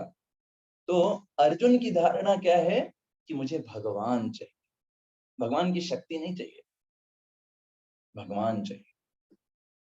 तो कृष्ण के प्रति अर्जुन की यह भक्ति भाव भगवत गीता को समझने के लिए बहुत ही ज्यादा आवश्यक घटक है। देखिए, आपको कई सारे लोग ऐसे मिलेंगे जो सिर्फ भगवान की शक्ति चाहते हैं, भगवान को नहीं। वो कहेंगे, भगवान हमको पुत्र दे दीजिए, भगवान हमको संपत्ति दे दीजिए, भगवान हमको समाज में एक बहुत बड़ा सम्मानित व्यक्ति बना दीजिए, हमारी पॉपुलैरिटी बढ़ा दीजिए। ये सब भगवान की शक्तियां हैं। इतने लोग भगवान को चाहते हैं, भगवान आप हमारे दर्शन कीजिए, आप हमें अपना मानिए, हमें अपने परिवार में शामिल करें। इतने भगवान को चाहते हैं। मैं जस्ट आपसे एक प्रश्न पूछता हूँ, आपको कौन सा व्यक्ति बहुत अच्छा लगेगा? एक व्यक्ति जो सिर्फ आपके पास इसलिए है क्योंकि आपके पास पैसे हैं, आपके पास पैसे हैं इसलिए वो आपको बहुत चापलूसी कर रहा है। हाँ, अरे अरे आप तो, अरे माता जी आप तो बड़े अच्छे हैं, अरे अरे प्रभु जी आप तो बड़े अच्छे हैं, अरे आपके पास तो ये, अरे आपके बच्चे बड़े अच्छे हैं, अरे आपका घर देखिए कितना सुंदर बना हुआ है। ठीक है, एक व्यक्ति वो है। और दूसरा व्यक्ति है वो जेन्युइनली आपसे प्रेम करता है, आपके पैसे से नहीं। वो नहीं भी आपके पास पैसे रहेंगे, घर नहीं भी अच्छा होगा, हर समय आपका साथ रहेगा, आपका साथ कभी छोड़ेगा नहीं, किसी भी परिस्थिति में। चाहे सम्मान हो अपमान हो, आपको आपके पास जॉब हो ना हो, आपको हर परिस्थिति में आपके साथ खड़ा है। और दूसरा व्यक्ति सिर्फ इसलिए आपकी चापलूसी कर रहा है क्योंकि आपके पास पैसे हैं, आपके पास धन है, आप उनकी मदद कर सकते हो, इसलिए वो आपके साथ है। आप उनमें से कौन से व्यक्ति को चूज करेंगे? पहला वाला जो चापलूसी कर रहा है, या दूसरा वाला जो आपके साथ है, आपको पसंद करता है, आपके पैसे को नहीं, आपकी जेब को नहीं, आपकी जेब देख करके आपसे नहीं पूछता आपका हाल चाल क्या है, आपकी पदवी देख करके से आपसे नहीं पूछता है कि सर आप कैसे हैं। नहीं, वो जस्ट आपको एज अ पर्सनालिटी प्रेम करता है, एज अ पर्सन प्रेम करता है। फर्स्ट वाले को आप पसंद करेंगे या सेकंड वाले को पसंद? Obvious answer is second one. तो आप जरा सोचिए, भगवान मंदिर में खड़े हुए हैं, जस्ट आप इमेजिन करो आप भगवान की जगह हो, ठीक है, और आप मंदिर में खड़े हुए और लोग आ रहे हैं, भगवान हमारा परिवार देख लो, भगवान हमारे पेट दर्द हो रहा है, कमर दर्द हो रही है, इसको ठीक कर दो। सब लोग भगवान से अपना काम निकालना चाहते हैं। Who is there to ask? भगवान से पूछें, भगवान आपका दर्शन मिलता रहे जीवन में, आपकी सेवा करते रहे, बाकी हमें कुछ नहीं चाहिए। बाकी जीवन में तो उतार चढ़ाव आएंगे, कौन सा ऐसा व्यक्ति जिसके जीवन में कठिनाई नहीं? भगवान से वो ये कहे, भगवान जीवन में कितनी भी कठिनाइयां आए, आपकी सेवा ना छूटे, आपका संग ना छूटे, आपके भक्तों का संग ना छूटे, आपकी भगवत गीता ना छूटे, आपके शास्त्र अध्ययन ना छूटे। हमें वो शक्ति दीजिए कि उनका सारी कठिनाइयों को सहन कर पाए, आपकी सेवा जारी रख पाए, आपसे प्रेम कर पाए। कितने ऐसे लोग, अब सोचिए, आप अब जैसे इमेजिन करो, भगवान कितना प्रेम करेंगे ऐसे व्यक्ति को जो उनके सामने ये ऐसे है। बाकी पूरी दुनिया जा रही है भगवान के पास, क्यों? क्योंकि भगवान इतने पावरफुल व्यक्ति है ना, भगवान से पैसे मांगे भगवान दे देंगे, भगवान देते भी हैं, नहीं देते? देते हैं। जैसे कोई अमीर व्यक्ति है, उनसे लोग पैसे मांगने जा रहे हैं, अपना काम निकालने कर रहा है ना, वो करेगा क्योंकि उसके पास चीजें हैं। लेकिन अगर कोई उससे प्रेम करे एज अ पर्सनालिटी, तो उसके लिए वो कुछ भी करेगा, न्यौछावर हो जाएगा। तो भगवान भी जो उनसे शुद्ध भक्ति करते हैं, उनसे प्रेम करते हैं, सिर्फ इसलिए नहीं क्योंकि भगवान के पास बहुत पैसा है, बहुत सुंदर है, बहुत ज्ञानमान है, बहुत धन है, उनकी इस चीज को देख करके उनके पास नहीं जाता, उनका एज अ पर्सनालिटी प्रेम करता है, एज अ पर्सन प्रेम करता है। तो ये चीज जो है उनको भगवान को आकर्षित करती है, सिर्फ अपने स्वार्थों को पूरा करने के लिए नहीं। जैसे देखिए, रावण, दुर्योधन, ये सिर्फ भगवान की शक्तियां चाहते थे। रावण क्या है? भगवान राम को नहीं चाहता है, भगवान की शक्ति सीता को चाहता है। क्या दशा हुई उसकी। ऐसे दुर्योधन, वो भगवान कृष्ण को नहीं चाहता, उसकी उनकी नारायणी सेना को चाहता। तो जब भगवान की शक्तियों को हम चूज करते हैं भगवान को साइड में रख करके, आजकल देखिए दुनिया में आपको हर कोई कहता है अरे हमको राम राज्य चाहिए, राम राज्य चाहिए। उनसे पूछिए भगवान राम चाहिए कि नहीं, कि बस भगवान राम राज्य ही चाहिए, बस राम राज्य चाहिए, सबको शांति चाहिए, सब कुछ अच्छा होता रहे, सब चीज सही समय पे मिलती रहे, हमारा इंद्रिय तृप्ति अच्छे से होती रहे। भगवान राम चाहिए कि नहीं, बस इंद्रिय तृप्ति के लिए बस राम राज्य ही तुमको चाहिए। तो राम नहीं चाहिए, तुमको सिर्फ राम राज्य चाहिए।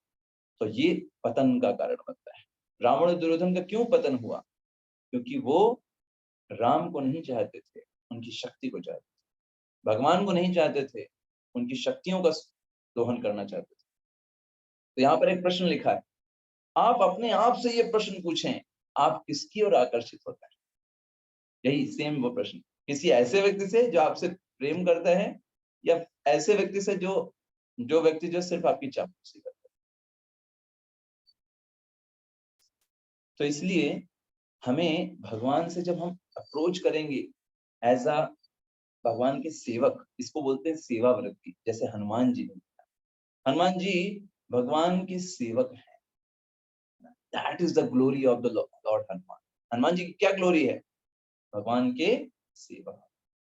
भगवान की सेवा ने उनको महान बना। और अब देखिए भगवान हनुमान जी की क्या धारणा है, सब कुछ भगवान श्री राम का है, मैं भी भगवान श्री राम का, है ना। तो मुझे क्या करना है, भगवान की सेवा करनी है। हमारे मेरे पास जो कुछ भी शक्ति है वो किसकी शक्ति है, भगवान श्री राम की शक्ति। जब वो लंका पे पता लगा करके आते हैं, लौटते हैं, तो सब कहते हैं अरे हनुमान जी तुमने ये कर दिया, तुमने ये कर दिया, तुमने ये कर दिया। उन्होंने कहा मैंने कुछ नहीं किया, ये सब भगवान श्री राम की शक्ति के कारण। मैं तो सिंपल भगवान का एक छोटा सा दास, सो सब तब प्रताप रघुराई। हे भगवान श्री राम, ये सब आपके प्रताप के कारण हुआ, आपके नाम की महिमा थी कि मैं लंका लांग गया, आपका नाम लिया सारे राक्षसों को मार डाला, आपका नाम लेकर के लंका को जला डाला। मेरी इसमें कौन सी बड़ी बात। ये हनुमान जी का एटीट्यूड है। This is the attitude of devotee. ये भक्त का एटीट्यूड होता है। बड़े से बड़ा काम कर देंगे लेकिन कभी भी उसका श्रेय नहीं लेंगे। श्रेय किसको देंगे, भगवान को श्रेय देंगे, उनकी कृपा से हुआ। यहाँ पर देखिए वास्तव में भगवान करते हैं। जब कोई एक शुद्ध भक्त बन जाता है ना, भगवान उस भक्त के द्वारा इस जगत में बड़े बड़े कार्य करते हैं। श्रील प्रभुपाद जी अकेले व्यक्ति 70 साल की एज में, बताइए 70 साल की अवस्था में क्या दशा होती है व्यक्ति। 70 साल की अवस्था में अकेले व्यक्ति ने सारे पूरे विश्व का 14 बार भ्रमण करके 108 मंदिर विदेशों में स्थापित कर दिए, हजारों 10,000 भक्तों को दीक्षा दे दिया। आजकल का कोई युवा व्यक्ति भी नहीं कर, साहस भी नहीं कर सकता, सोच भी नहीं सकता सपने में कि ऐसा वो कर सकता है। पर 70 वर्ष के एक वृद्ध ने वो कार्य किया। ऐसे शुद्ध भक्त हैं, भगवान के प्रति सेवा भावना है, भगवान उनके द्वारा एक्ट करते हैं, ऐसे ऐसे असंभव कार्य कर देते हैं कि हम सोच भी नहीं सकते। तो भगवत गीता को समझने के लिए क्या आवश्यकताएं हैं, हम इसको समझेंगे। चलिए तो अभी चलिए आपके लिए एक मैच द फॉलोइंग। यस, तो आपको कंपेयर करना है राइट लेफ्ट साइड में जो 1 2 3 4 है उसको राइट साइड के ए बी सी डी से ई एफ से मैच कराना है। ओके, पहला, मधुमक्खी शहद की बोतल के बाहर शहद को चाट रही हैं। यस, इसको किससे कंपेयर करेंगे, कौन व्यक्ति है जो इस प्रकार का जो प्रयत्न है वो किस व्यक्ति से कंपेयर करेंगे। ओके, नम्रता माता जी, प्रिया माता जी, गुड, बहुत बढ़िया, तुरंत आपने आंसर दिया। स्नेह, ओके, स्नेह सलूजा माता जी, बिल्कुल सही। अभिषेक प्रभु, गौरव प्रभु ने भी सही आंसर किया है। आरती माता जी ने भी बिल्कुल सही आंसर किया है। गौरव प्रभु, सुनील कुमार तिवारी प्रभु जी ने भी सही आंसर किया है। ओके, बीनू माता जी का भी एकदम सही आंसर। देखिए जो सही सही आंसर उनका मैं नाम ले रहा हूँ। आरती गुप्ता माता जी का भी बिल्कुल सही आंसर है। गौरव मिश्रा प्रभु, रेखा महेश अग्रवाल माता जी, तृप्ति त्रिपाठी माता जी, नमिता नायक माता जी ने भी सही आंसर किया है। यस यस, एकता अग्रवाल माता जी ने भी सही आंसर किया। यस, तो right answer is D. Yes, क्यों? सांसारिक विद्वानों की गीता पर टिप्पणियां। वैसे वो मधुमक्खी जो है शहद को चाटने का प्रयास कर रही है बोतल के बाहर तो ऐसे ही संसारिक विद्वान जो है वो भगवान के ऊपर गीता पर टिप्पणियां कर रहे हैं, सोच रहे हैं मैं संस्कृत का ज्ञान हो गया ना तो मैं कुछ भी लिख सकता हूँ, इस अर्थ इसका अनुवाद ये, इसका अनुवाद ये, ऐसे करके लिख सकता हूँ। Not at all. रामलोला रखो, बिल्कुल सही। ओके, दूसरा, लाखों विश्वविद्यालय के डॉक्टरेट, जिन्होंने बड़ी बड़ी पीएचडी हासिल की हैं, है ना?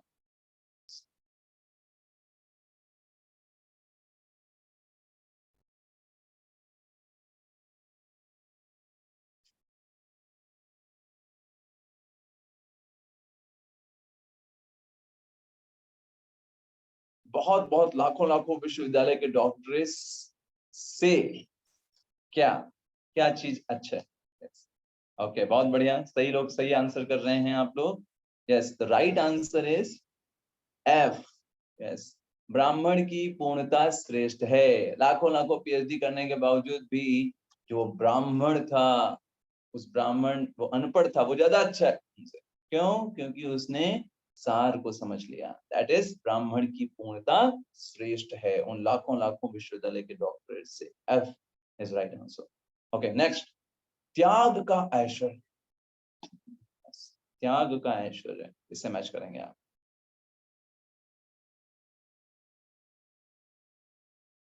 यस, ओके, बहुत बढ़िया, इसमें सही, कई सारे लोग सही आंसर कर रहे हैं।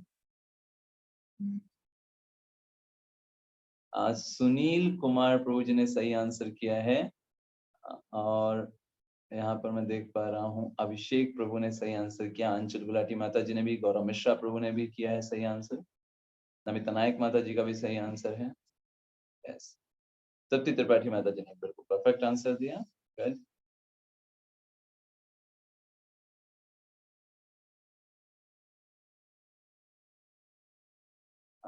ओके, साधना देवी माता जी का भी सही है। द राइट आंसर इज ए। भगवान प्रेम से अपने भक्तों के सेवक बन जाते हैं। भगवान है वो, सारी चीजों के स्वामी है, पर वो सेवक बन जाते हैं एज अ ड्राइवर।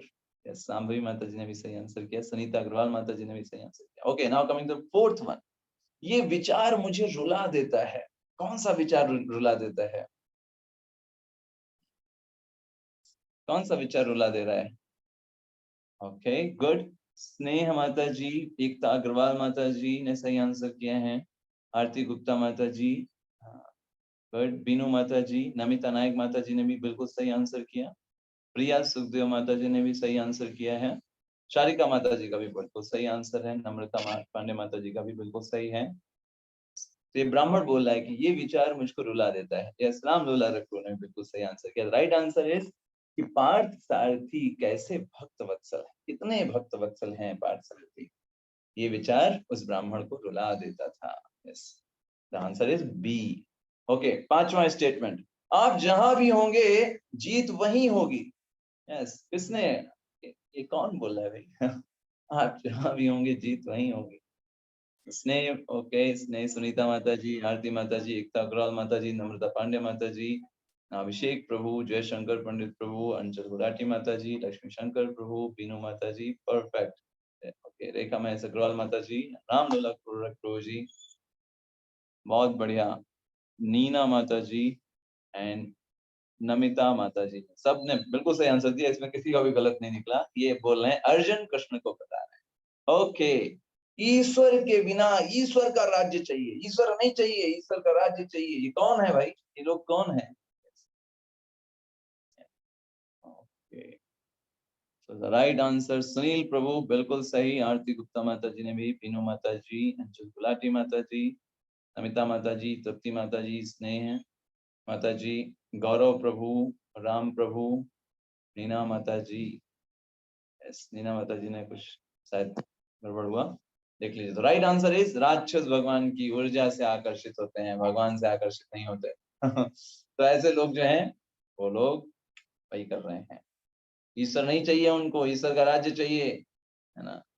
कई बार देखिए लोग लक्ष्मी जी की पूजा करते हैं, तो एक बार ऐसे ही लक्ष्मी जी की पूजा करने वाले व्यक्ति के घर में गए एक प्रभु जी, उन्होंने पूछा, अरे आप लक्ष्मी जी की सेवा क्यों कर रहे हैं, नारायण जी की क्यों नहीं? कि लक्ष्मी जी धन देते हैं ना, लक्ष्मी जी पैसा देते हैं, नारायण जी पैसा नहीं देते। तो उन्होंने समझाया, कहा देखो लक्ष्मी जी जो हैं वो धन देते हैं, लेकिन उनका नाम क्या है? चंचला नाम है उनका, रुकती नहीं है लक्ष्मी जी। लक्ष्मी जी चली जाएंगी, धन तो मिलेगा, रुकेगा नहीं। तो कह रहे तो फिर क्या करें हम? कहा, नारायण जी को साथ में रखिए। जब नारायण जी साथ में रहेंगे तो वो लक्ष्मी जी, इनका नाम भले चंचला है, लेकिन नारायण जी जब पास में रहते हैं तो शांत रहती है, तब नहीं भागती है इधर-उधर, तब उनके चरण दबाया करते हैं। उसने कहा, हाँ, ये तो आपने बढ़िया बताया, हम आज ही नारायण जी को भी आज स्थापित करते हैं साथ में। तो इस तरीके से लोग कई-कई बार इतना अधिक भौतिक विलासिता चाहते हैं, उस कारण से वो भगवान को ही भूल जाते हैं। इसलिए भगवान भगवत गीता में कहते हैं, भोगैश्वर्य प्रसक्तानां तया अपहृत चेतसाम् व्यवसायात्मकः बुद्धि समाधौ न विधीयते। कौन सा व्यक्ति भगवान के ऊपर अपनी बुद्धि को स्थिर नहीं कर पाएगा? जो बहुत ज्यादा भोग और ऐश्वर्य से आकर्षित है। संसार में भोग चाहिए, बड़ा-बड़ा गाड़ी, बंगला, ये सब चीजों से आकर्षित हो रहा है। भगवान से आकर्षित होना मुश्किल है उसके। यस, जिसके अंदर सेवा भावना है, जो हर एक चीज भगवान की मानता है, ऐसा व्यक्ति भगवान की तरफ बढ़ सकता है। तो कई बार ये भी प्रश्न आता है, लोग कहते हैं भगवत गीता वास्तविक है या प्रतीकात्मक है? कई बार क्या होते हैं, भगवत गीता के कई टीकाकार हैं, वो कहते हैं अरे ये भगवत गीता कोई वास्तविक घटना नहीं है, ये तो जैसे बड़ी-बड़ी कहानियां होती हैं, हैरी पॉटर होती है, स्पाइडरमैन हुआ, सुपरमैन हुआ, ये मूवीज में बड़ी-बड़ी चीजें दिखाते हैं, ऐसे ही भगवत गीता भी एक काल्पनिक है, एक प्रतीकात्मक है। और कई-कई बार तो ये भी लोग कह देते हैं, कहते हैं भगवत गीता में जो 5 पांडव कौन है? वो हमारे पंच जो हमारी ज्ञानेंद्रिय हैं उनको दर्शाता है ना?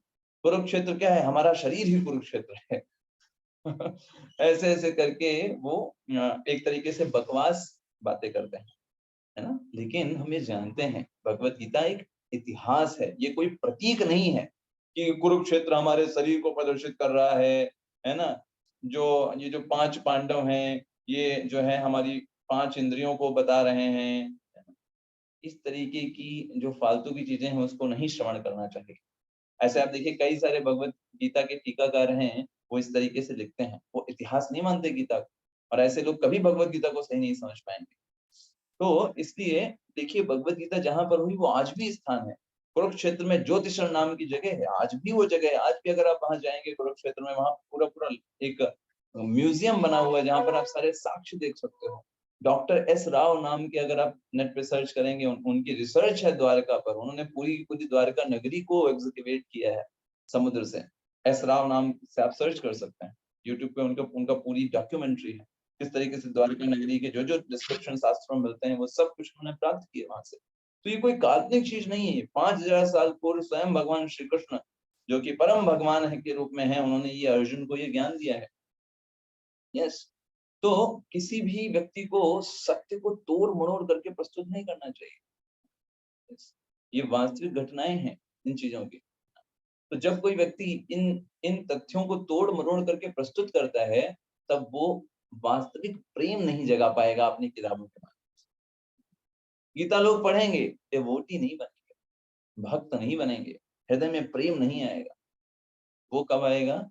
जब व्यक्ति सही तरीके से जो प्रामाणिक ग्रंथ है उसको पढ़ेगा। इसलिए देखिए आपने कई बार सुना होगा, हमने आपसे बोला कि आप भगवत गीता यथारूप को पढ़िए, वो अध्ययन करिए। ये क्यों बोला? क्योंकि वो प्रामाणिक ग्रंथ है। जब प्रामाणिक ग्रंथ पढ़ेंगे तो हम सही ज्ञान को सीख करके भगवत प्रेम विकसित कर सकते हैं। देखिए बहुत सालों से भगवत गीता की अनेक टीकाएं पड़ी हुई थी, हजारों टीकाएं थी, वो सब धूल खा रही थी। लेकिन जब शील प्रभुपाद जी ने भगवत गीता यथारूप को लिखा, 3-4 सालों में लोग रोडों पर हरे कृष्ण महामंत्र का संकीर्तन करने लगे, लोग भक्त बनने लगे, विदेशों में लोग धोती कुर्ता पहनने लगे, महिलाएं साड़ी पहनने लगी। कितना परिवर्तन आ गया, क्योंकि जो वास्तविक ग्रंथ होते हैं वो हृदय में परिवर्तन लाते हैं। यस, यस, हृदय में परिवर्तन आया लोग।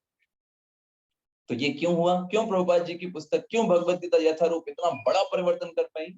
क्योंकि उसको बिना किसी बदलाव के जिस उद्देश्य से भगवान श्री कृष्ण ने अर्जुन को बोला है उसी उद्देश्य के साथ प्रस्तुत किया गया।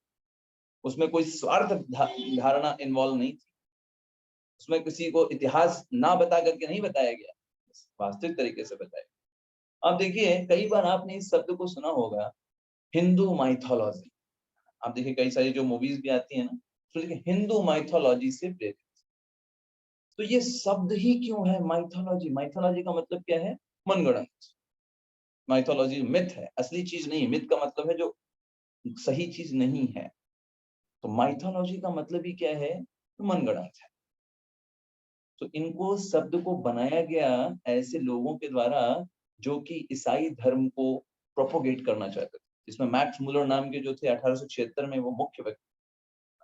ये लोग भारत में इसीलिए आए, उनका मुख्य उद्देश्य क्या था कि किसी तरीके से जो ईसाई धर्म है उसको समाज में बहुत वृहद स्तर पर प्रचार कर। तो उन्होंने देखिए क्या कहा, ये उनके पत्र में आता है। जब वो मिशनरी के रूप में भारत आए तो उन्होंने क्या बोला कि हमें 10 साल तक चुपचाप रहना चाहिए और भाषा सीखनी चाहिए, दोस्त बनाने की कोशिश करनी चाहिए, फिर देखना चाहिए कि किस काम के लिए उपयुक्त है, जिसके माध्यम से जो भारतीय पुजारी हैं और उनका जो पूरा चीजें हैं उनके बेसिस को समझने का प्रयास करना चाहिए। तो मैक्स मुलर नाम के जो लोग आए, इन लोगों ने पहले संस्कृत को अध्ययन किया और संस्कृत को अध्ययन करने के बाद इन्होंने हमारे ही शास्त्रों को दिखाने का प्रयास किया कि देखो तुम्हारे शास्त्र अच्छे नहीं है, हमारा जो इंग्लिश है वो ज्यादा अच्छा है। तो इस प्रकार भारत विदों ने ईसाई धर्म को बढ़ावा देने के लिए सभी वैदिक साहित्यों को पौराणिक कथाओं के रूप में चित्रित किया। उन्होंने कहा ये जो है माइथोलॉजी है। माइथोलॉजी मतलब जैसे एक कुछ चीजें हैं जिसको एक मिथ है, सही चीज नहीं है, ऐसा नहीं है कि कभी हुआ हो। आप ये समझिए वास्तविकता में ऐसा कभी नहीं, ऐसा करके उन्होंने प्रचार किया। संस्कृत भाषा में प्रचार करते थे तो सब स्वीकार भी कर लेते थे। तो ये इनका मुख्य उद्देश्य था। श्रील प्रभुपाद जी क्या बताते हैं कि हमारे जो पुराण हैं, जो वेद हैं, इनको आगम पुराण बोला जाता है। आगम पुराण का मतलब जानते हैं क्या होता है? आगम पुराण का मतलब ये होता है कि ये इस संसार का नहीं है। पहली चीज, किसी सांसारिक व्यक्ति ने नहीं लिखा है ना, ये कोई कल्पना नहीं है, ये इतिहास है। और दूसरा, इसको स्वयं भगवान ने लिखा हुआ है। पुराण का मतलब ही होता है पुराना। पुराना मतलब जो कभी हुआ था, वो पुरानी चीज, इतिहास। तो आगम पुराण इनको बोला जाता है कि किसी व्यक्ति ने नहीं लिखा है, स्वयं भगवान के द्वारा ब्रह्मा जी को ये ज्ञान सर्वप्रथम दिया गया था, सर्वप्रथम। तो इसलिए ये समझना बहुत इंपॉर्टेंट है कि रामायण, महाभारत, ये सब वास्तविक इतिहास है। आप जैसे देखिए भगवत गीता हमारी, तो भगवत गीता ये महाभारत का हिस्सा है। महाभारत में भीष्म पर्व का एक हिस्सा है। ये ज्योतिषर नाम का वास्तविक स्थान है। वहां पर आज भी आप जाइए, कितने वहां पर म्यूजियम है और बहुत सुंदर तरीके से समझाने की व्यवस्था की है। तो हमें कभी भी भगवत गीता के लक्ष्य से नहीं चूकना चाहिए। भगवत गीता का लक्ष्य क्या है, क्या समझाने का प्रयास किया गया है भगवत गीता के लक्ष्य में, कि कैसे हम भगवान के प्रति, उनके प्रति भक्ति को विकसित करें। अगर कोई भगवत गीता पढ़ लिया, पूरा भगवत गीता उसको याद हो गया, लेकिन यही चीज पे नहीं पहुंचा है कि उसका करना क्या है। अच्छा ठीक, भगवत गीता पढ़ लिया तो क्या करो, यही तो उसको पता नहीं, भगवान कौन है पता नहीं, तो फिर क्या भगवत गीता पढ़ा। अगर वो इस निष्कर्ष पर नहीं पहुंचा जो अर्जुन निष्कर्ष पर पहुंचा। अर्जुन किस निष्कर्ष पर पहुंचा कि भगवान, मेरा सारा जो भ्रम था वो दूर हो गया, पूरी क्लैरिटी आ गई अर्जुन को भगवत गीता सुनने के बाद। तो ऐसे ही एक व्यक्ति को क्लैरिटी आ जानी चाहिए थॉट्स में। लेकिन अगर कोई व्यक्ति सिर्फ भगवान को एक व्यक्ति, सामान्य व्यक्ति मानकर एक तरफ रख दे और कहते कि भगवत गीता का उद्देश्य क्या है, बस समाज सेवा करो, देशभक्त बनो, है ना, एक संस्कृत विद्वान बनना है, संस्कृत सीखना है, तो ये ठीक वैसा ही है कि वो व्यक्ति कुछ नहीं सीखता, कुछ नहीं सीख पाएगा। पूरी रामायण सुनने के बाद पूछेगा कि बताइए ये सीता जी का नाम से क्या संबंध, वैसा ही है, मतलब सब पूरा व्यर्थ। ये सब भगवत गीता का उद्देश्य नहीं है, पहली चीज क्लियर होनी चाहिए। ये सब भगवत गीता का उद्देश्य नहीं। भगवत गीता का सिर्फ एक उद्देश्य है, कैसे हम भगवान के प्रिय बन करके इस जरा जन्म मृत्यु जरा व्याधि के इस संसार को छोड़कर भगवान के साथ अपने संबंध को स्थापित कर सकते हैं। That is the main M of the world. चलिए तो अभी प्रश्न आंसर कर लेते हैं। आधुनिक वैज्ञानिकों ने उत्खनन के अनुसार यह सिद्ध कर दिया कि 5000 साल पहले श्री कृष्ण नामक कोई व्यक्तित्व अस्तित्व में था और सुविकसित नगरी द्वारका भी अस्तित्व में थी। ऐसी खुदाई के प्रदर्शन आज भी कुरुक्षेत्र और द्वारका के संग्रहालयों में देखे जा सकते हैं। इससे क्या सिद्ध होता है? ऑप्शन ए, गीता वास्तविक है। ऑप्शन बी, भगवत गीता प्रतीकात्मक है। ऑप्शन सी, भगवत गीता प्रतीकात्मक नहीं वास्तविक है। ऑप्शन डी, भगवत गीता प्रतीकात्मक है वास्तविक नहीं। ऑप्शन एक से ज्यादा भी हो सकते हैं, सो ध्यान पूर्वक आप बताइए। ऑप्शन एक से ज्यादा भी हो सकते हैं।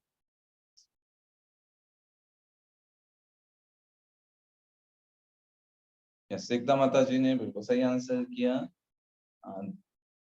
ओके, बाकी लोग भी सही आंसर कर रहे हैं। प्रिया सुखदेव माता जी बिल्कुल सही। रेखा माता जी ने भी परफेक्ट आंसर दिया। नमिता नायक माता जी गुड। और सही आंसर नहीं आए हैं। राम लोलारा प्रो बिल्कुल सही। प्रतीकात्मक का मतलब होता है कि मतलब असली ना होना, प्रतीक है वहां, तो असली चीज तो कुछ है नहीं। ऑप्शन जो है वो सिर्फ हो जाते हैं ए और C. That is the right answer. Okay, चलते हैं नेक्स्ट क्वेश्चन पर। किसी को कभी भी वास्तविक सत्य को तोड़ मरोड़ कर प्रस्तुत नहीं करना चाहिए और ना ही कोई रूपक अर्थ निकालने की कोशिश करनी चाहिए। तो अब बताइए इसमें कौन कौन सा सही है? सांसारिक टीकाकारों का अनुमान है कि कुरुक्षेत्र शरीर है और पांडव जो है वो 5 इंद्रियां हैं। ठीक है, ओके।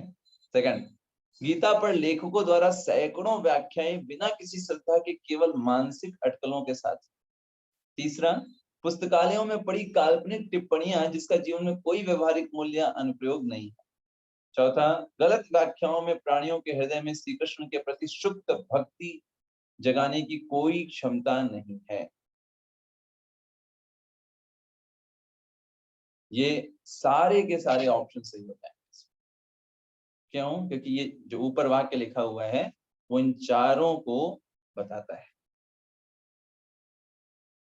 कि पहला चीज, जो सांसारिक टीकाकारों का अनुमान है कि कुरुक्षेत्र शरीर है और पांडव 5 इंद्रियां हैं। सही बात है, सांसारिक टीकाकार तो यही बोलता है ना।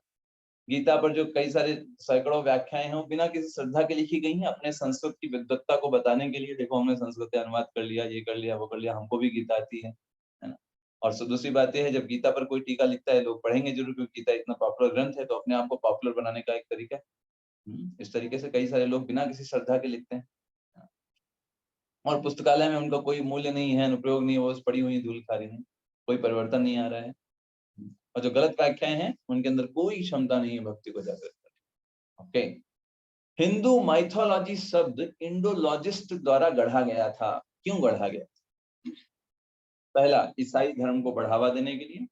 दूसरा, हिंदुओं को उनके अपने पुराणों के बारे में ज्ञान देना। तीसरा, ताकि भारतीय पुरोहितवाद को उखाड़ फेंका जा सके। चौथा, सच्चे वैदिक अनुयायियों को उनके अपने धर्म से हटाकर ईसाई धर्म की ओर मोड़ने के लिए। ये बताना भाई, हिंदू माइथोलॉजी, क्योंकि आपका जो है वो तो कुछ है नहीं अच्छा, क्योंकि आप सब मिथ है, ये तो सब क्या है, कल्पना है। भगवान श्री राम कभी थे ही नहीं, है ना, कृष्ण तो कभी थे ही नहीं। ये तो सिर्फ एक कहानियां हैं, जैसे हैरी पॉटर, स्पाइडरमैन, सुपरमैन जैसी कहानियां होती हैं। तो असली चीज तो कहीं होती नहीं है, स्पाइडरमैन तो कोई है नहीं, सुपरमैन तो कोई है नहीं। ऐसे ही जो माइथोलॉजी का मतलब है कि ये सब तो कल्पना है। तो ऑप्शन हो जाएगा कि पहला, ईसाई धर्म को बढ़ावा देना, और इसमें ऑप्शन हो जाएगा चौथा, सच्चे वैदिक अनुयायियों को उनको अपने धर्म से हटाकर ईसाई धर्म की ओर मोड़ने के लिए। Yes, that's the thing. Okay, चौथा, आगम पुराण का क्या अर्थ है? पहला, पुराने समय से आ रहा है, बुद्धिमान लोगों के शोध और निर्माण का परिणाम। पुराने समय से आ रहा है, बहुत सारे बुद्धिमान लोगों ने काम किया और फिर इस चीज पे पुराण को बना दिया, तो इसको आगम पुराण बोलते हैं। दूसरा, जो ऊंचे स्तर से आ रहा है, यहाँ निर्मित नहीं है, हाँ, यहाँ की चीज नहीं है। तीसरा, इस संसार का ही नहीं बल्कि संपूर्ण ब्रह्मांड का पुराना एवं वास्तविक इतिहास। चौथा, हिंदू पौराणिक कथाएं या कहानियों के रूप में कल्पना। आगम पुराण का क्या? यस, बिल्कुल सही। बहुत सारे लोग सही आंसर कर रहे हैं। The right answer is B and C. एक तो यहाँ निर्मित नहीं है, दूसरा इस संसार का ही नहीं है, संपूर्ण ब्रह्मांड का है, पुराना और वास्तविक इतिहास। यस, तो भगवत गीता एक हिस्सा है किसका भाई? रामायण और कृष्ण अर्जुन के बीच एक वार्तालाप है। रामायण कृष्ण और अर्जुन के बीच का एक वार्तालाप है। महाभारत और महाभारत कृष्ण और अर्जुन के बीच का एक वास्तविक बातचीत है। कुरुक्षेत्र के जोतसर में घटी एक ऐतिहासिक घटना जहां आज भी एक स्टेशन है, या बृहद भारत का लिपिबद्ध वास्तविक इतिहास महाभारत का हिस्सा है।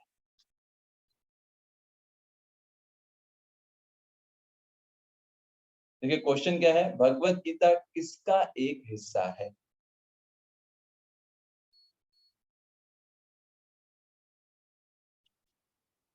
यस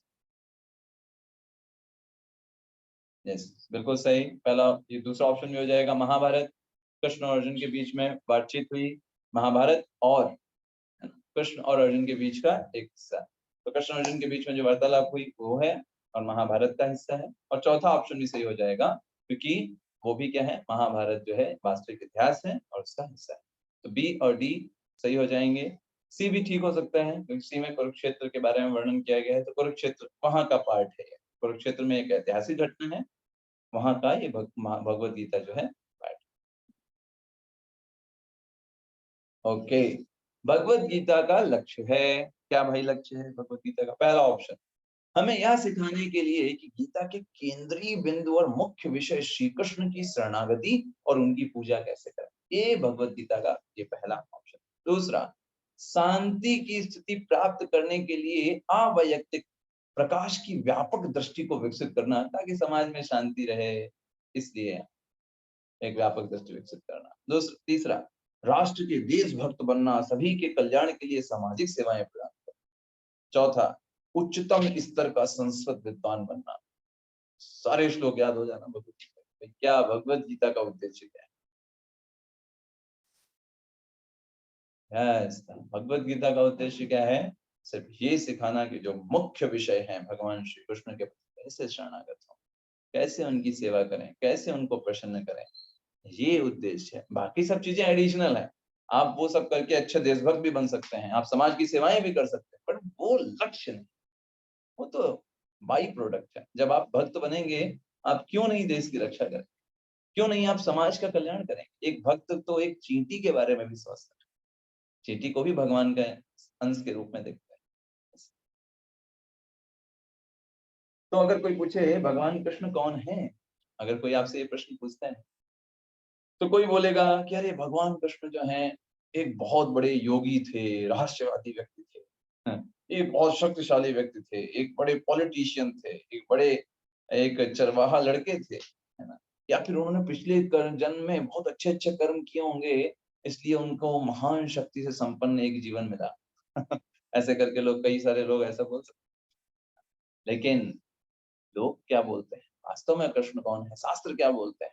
शास्त्र कहते हैं कि भगवान कृष्ण ईश्वरः परमः कृष्ण सच्चिदानंद विग्रह। भगवान कृष्ण जो है परम ईश्वर है ना? इसलिए उसको इंग्लिश में क्या बोला जाता है? Supreme personality of God head, God Shri Krishna. That's the thing. तो इसको सिर्फ ऐसा नहीं कि कुछ लोग बोल रहे हैं, महान आचार्यों ने इसको बताया। शंकराचार्य, रामानुजाचार्य, माधवाचार्य, चैतन्य महाप्रभु, नारद, केवल, अशित, महान संतों ने भगवान श्री कृष्ण को स्वीकार किया है। तो इसलिए भगवान श्री कृष्ण कोई सामान्य व्यक्ति नहीं है।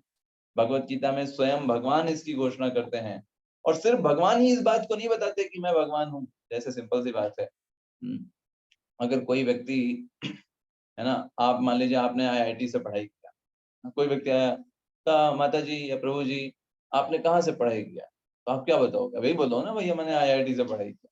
आप थोड़ा ना बोले लोगों कि नहीं नहीं नहीं मैं कैसे बताऊं, है ना, ये तो गड़बड़ हो जाएगा। नहीं, गड़बड़ क्यों? आपने किया इसलिए आप बता रहे।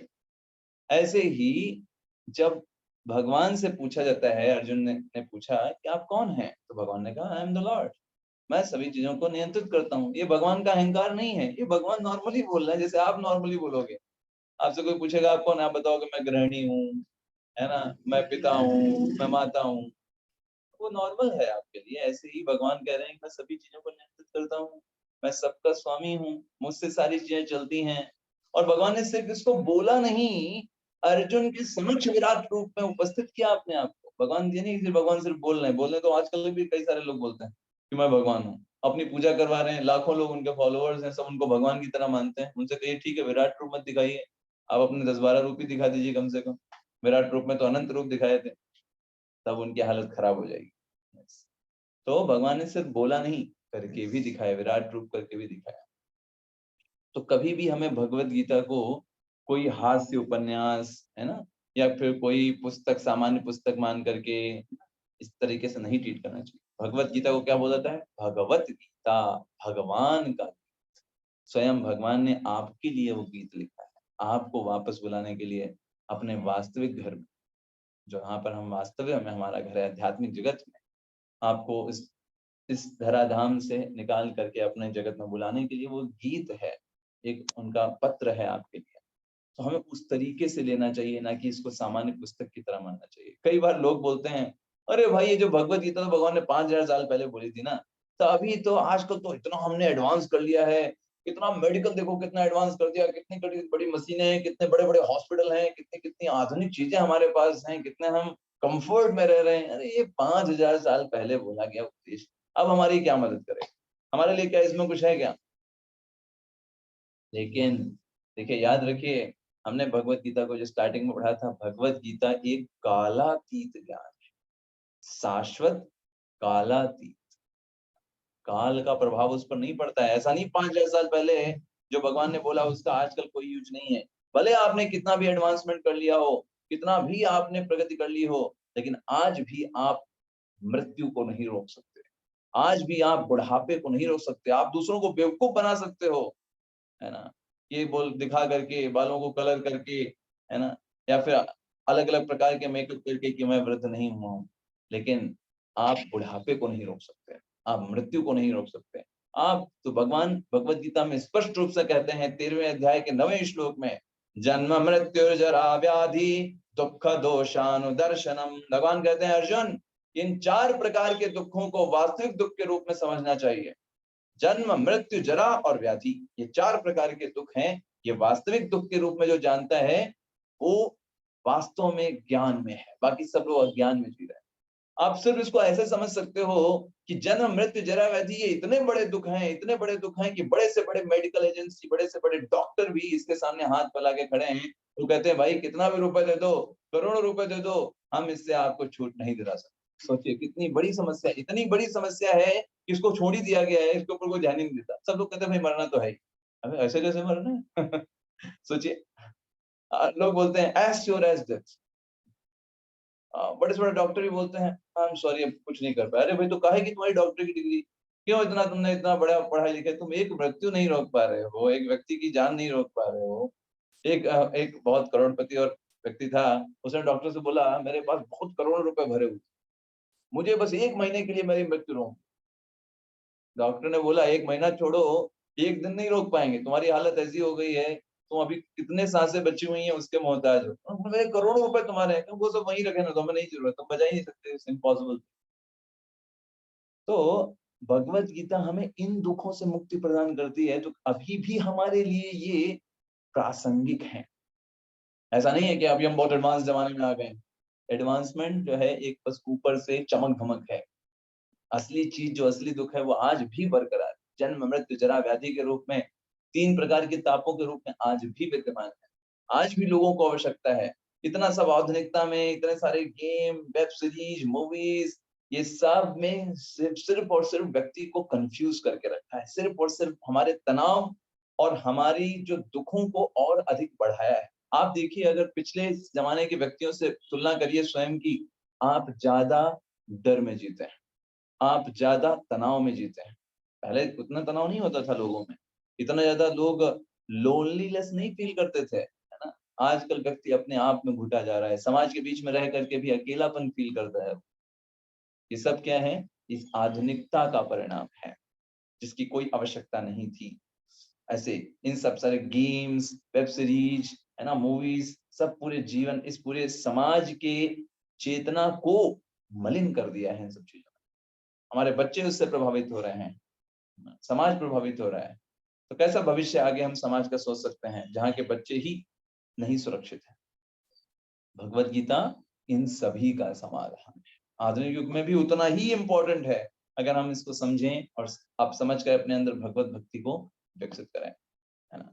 भगवत गीता में कोई ऐसा नहीं है कि सिर्फ यही जाति का व्यक्ति पढ़ सकता है, ये योग्यता होनी चाहिए, समय पर पढ़ना चाहिए, ये स्थान होना चाहिए, ये आयु सीमा है, ये शैक्षणिक योग्यता होनी चाहिए, सबसे ऊपर है।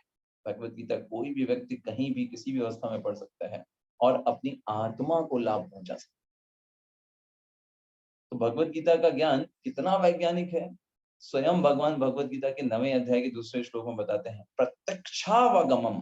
भगवान कहते हैं प्रत्यक्ष रूप से आपको दिखाई देगा। अगर आप भगवत गीता के इंस्ट्रक्शंस को अपने जीवन में उतार रहे हैं, आप स्वयं देखेंगे आप अपने व्यवहार में कितने बृहद स्तर पर परिवर्तन देख पाएंगे। आपको स्वयं दिखाई देगा मेरा हृदय जो है पहले से बदल रहा है।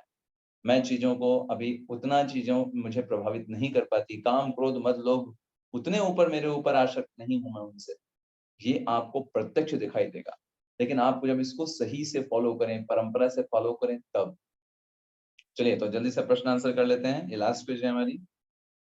सो कृष्ण कौन है? पहला ऑप्शन, एक शक्तिशाली रहस्य योगी हैं जिन्होंने गोवर्धन पर्वत उठा दिया, बहुत बड़े पॉलिटिशियन थे, बहुत शक्तिशाली व्यक्ति थे, है ना, और पांडवों को जीत दिलाया था, एक बढ़िया व्यक्ति थे, बहुत पावरफुल व्यक्ति। दूसरा ऑप्शन, एक असाधारण जीव हैं जो पिछले कर्मों के कारण महान बन गए, पिछले जन्म में बहुत अच्छे काम किए थे इसलिए क्या हो गए, बहुत महान, बहुत शक्तियां प्राप्त की। तीसरा ऑप्शन, स्वयं भगवान के सर्वोच्च व्यक्तित्व हैं, सुप्रीम पर्सनालिटी ऑफ गॉड। आप नंबर में देखिएगा, नंबर में एरर है, आप 3 ऑप्शन देखिए, ए बी सी करके मानिए। बिल्कुल सही, गुड। एबीसी करके मानिए तो आपको, यस गुड, बहुत बढ़िया, सारे लोग सही आंसर कर रहे हैं। स्वयं भगवान है, वो कोई व्यक्ति नहीं है जिनके पास बहुत राजनीति है, बहुत कूटनीति है पांडवों को जीत दिलाई, या फिर कोई पिछले जन्म के हैं अच्छे कर्म किए। ओके चलिए नेक्स्ट क्वेश्चन, हम कृष्ण को सर्वोच्च भगवान क्यों मानते हैं? पहला ऑप्शन, क्योंकि महान आचार्यों जैसे कि शंकराचार्य, रामानुजाचार्य, माधवाचार्य, चैतन्य महाप्रभु, इन सभी लोगों ने भी भगवान को स्वीकार किया है, कृष्ण को भगवान के रूप में स्वीकार किया। तो क्योंकि उन्होंने स्वीकार किया और वो इतने महान आचार्य हैं, तो उसके कारण।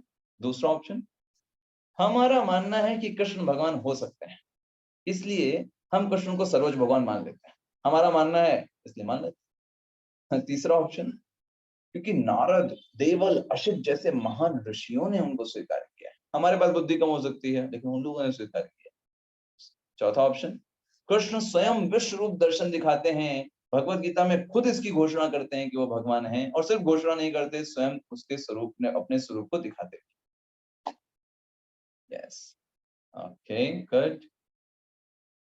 ओके, कई सारे लोग अलग अलग आंसर कर रहे हैं, मल्टीपल चॉइस आंसर भी हो सकते हैं, एक से अधिक आंसर भी हो सकते हैं। तो यहाँ 4 ऑप्शन है, ए बी सी।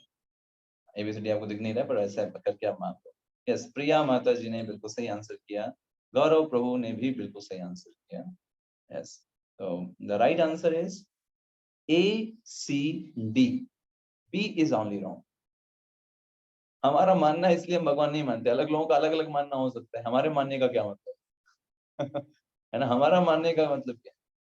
हमारा मानना इंपॉर्टेंट नहीं है, महान आचार्य मानते हैं, महान ऋषियों ने स्वीकार किया है, और भगवान कृष्ण स्वयं। Okay, third question, Bhagavad Gita को समझने के लिए क्या होना चाहिए आपके पास? पहला ऑप्शन, संस्कृत भाषा का बुनियादी ज्ञान होना चाहिए। भाई संस्कृत भाषा नहीं होगी तो नहीं समझ पाएंगे, हाँ ना ना, गड़बड़ हो गया दूसरा ऑप्शन, कम से कम सैद्धांतिक रूप से आपको ये समझना चाहिए कि भगवान श्री कृष्ण, ये बुनियादी ज्ञान होना चाहिए। तीसरा ऑप्शन, सूक्ष्म सत्यों का विश्लेषण करने के लिए व्यक्ति के पास दार्शनिक पृष्ठभूमि होनी चाहिए, अगर दार्शनिक पृष्ठभूमि नहीं हुई तो भाई गड़बड़। या फिर भगवत गीता के मूल भक्त श्रोता अर्जुन के नक्शे कदम पर चलना चाहिए, जिस तरीके से अर्जुन ने स्वीकार किया, जिस तरह अर्जुन भगवान का भक्त है, वैसे करके व्यक्ति को भगवत गीता समझनी चाहिए। तो ए बी सी डी, यहाँ पर बी वाला ऑप्शन दो, पूरा है, कम से लेकर 4 ऑप्शन है। पहला संस्कृत भाषा का व्यवहारिक ज्ञान। प्रिया माता जी ने फिर से सही से आंसर किया, बिल्कुल सही माता जी। लक्ष्मी शंकर प्रभु का भी बिल्कुल सही आंसर है। मल्टीपल चॉइस आंसर हो सकते हैं। ओके, आप जरा उस ब्राह्मण की स्टोरी को याद करो। तो ब्राह्मण के पास क्या कोई दार्शनिक पृष्ठभूमि थी क्या? क्या उसके पास संस्कृत भाषा का बुनियादी ज्ञान था क्या? दोनों चीजें नहीं थी। वो भगवान, सबसे पहले वो कृष्ण को भगवान मानते थे, पहली चीज। और अर्जुन का जो सेवा भाव है, अर्जुन की जो प्रेम है अर्जुन का, वैसे ही उसके अंदर भी प्रेम है। तो only 2 options are right, B and D. पहले तो उसके पास ये कम से कम सैद्धांतिक रूप से ज्ञान होना चाहिए कि भगवान श्री कृष्ण, तभी वो भगवत गीता को सही से पढ़ पाएगा। आप सोचो, आप क्यों पढ़ोगे किसी सामान्य व्यक्ति के द्वारा लिखी गई पुस्तक? बताइए। बहुत सारे लोग बहुत सारी पुस्तकें लिखते हैं, आप क्यों पढ़ो? जब तक आप ये ना सोचो ये भगवान ने लिखा है, ये भगवान ने कही है बात, तब आप उसको सही से सीख पाओगे ना। तो कम से कम आपको ये पता हो ये भगवान के द्वारा लिखी गई, बोली गई पुस्तक है। दूसरा, आप अर्जुन की तरह विनम्र हो भगवान से ज्ञान को लेने के लिए। ओके, चौथा क्वेश्चन। भगवत गीता को बहुत मूल्यवान माना जाता है, इसे सार्वभौमिक रूप से पढ़ा और सराहा जाता है। क्यों? पहला, क्योंकि यह व्यवहारिक जीवन के लिए एक मनोरंजन, पढ़ने और फेंकने वाली एक पुस्तक है। पढ़ा और फेंक दिया, जैसे Harry Potter, Spiderman, like that. दूसरा, क्योंकि ये भगवान कृष्ण द्वारा कहा गया है और स्वयं भगवान श्री कृष्ण। तीसरा, कोई भगवत गीता का पाठ ऐसे कर सकता है जैसे कोई हास्य उपन्यास हो, तो हास्य उपन्यास लोग पढ़ना चाहते हैं। चौथा ऑप्शन, ये ईश्वर का गीत है, इसमें बहुमूल्य शिक्षाएं हैं, परम मोक्ष प्राप्त करने के लिए, प्रत्येक मनुष्य के लाभ के लिए ये भगवान ने कही। Okay, yes. Most of the people are giving right answers. Yes, the right answer is B and D. Yes, ये भगवान के द्वारा कहा गया है, जो स्वयं भगवान है। और तीसरा, ये भगवान के द्वारा गीत है। बहुत बढ़िया, सर कई सारे लोगों ने सही आंसर दिया। Okay, so the question, Bhagavad Gita का ज्ञान आज भी प्रासंगिक क्यों है? पहला ऑप्शन, भौतिक विज्ञान बदल रहा है, जबकि गीता जो है वो राज्य विद्या है, समय के प्रभाव से परे ज्ञान, समय का प्रभाव नहीं पड़ता भगवत गीता के ज्ञान पर। दूसरा, इसमें तनाव, अवसाद, गला काट, प्रतिस्पर्धा आदि जैसी आधुनिक समस्याओं का समाधान है। तीसरा, अमेरिकी, यूरोपीय और दुनिया भर के लोग गीता के संदेश की सराहना आज भी कर रहे हैं। आज के लोग भी उसकी सराहना कर रहे हैं। चौथा ऑप्शन, आइंस्टीन, थोरो, गांधी जैसी विश्व प्रसिद्ध हस्तियों ने गीता के ज्ञान के प्रति गहरी सराहना व्यक्त की है। So the all answers are yes, बिल्कुल सही। सही, कई सारे लोगों ने लिखा, सारे आंसर सही। आज भी अगर भाई आज प्रासंगिक नहीं होती, क्या जरूरत थी आइंस्टीन, थोरो, गांधी और राधा कृष्ण जैसे लोग आज के युग के जो हैं वो क्यों इसकी सराहना करते हैं? क्यों आज भी अमेरिका, यूरोपीय इतने सारे लोग भक्त बन रहे हैं, है ना? यस, ये चारे आज भी प्रासंगिक। ऐसा नहीं कि हम अभी आधुनिक समाज में तनाव नहीं हमारे पास, अभी हम हमको बीमारी नहीं हो रही, हमको रोग नहीं हो रहे, सब हो रहा है, सब हो रहा है, सब चल, तो आज भी हमको उसकी आवश्यकता है। ठीक है, तो आज हम यहीं पे एंड करेंगे आज की क्लास को। तो अभी हमने आज के सेशन में देखा कि क्या हो भगवत गीता की स्पिरिट है, उसको हमने समझने का प्रयास किया। तो स्पिरिट क्या है? सेवा भावना, भगवान के प्रति प्रेम, ना कि उनकी शक्तियों से। भगवान को जब हम चाहेंगे, भगवान वही भगवत गीता का मूल उद्देश्य है। तो अभी आप में से अगर कोई लीव करना चाहते हैं, आप सेशन को लीव कर सकते हो, जा सकते हो। सेशन हम यहाँ पे कंप्लीट करते हैं। अगर आप में से किसी के प्रश्न हैं तो वो हैंड रेज का ऑप्शन है, उसको क्लिक कर सकते हैं और आपके प्रश्नों को हम यहाँ पर अभी ले लेंगे। yes.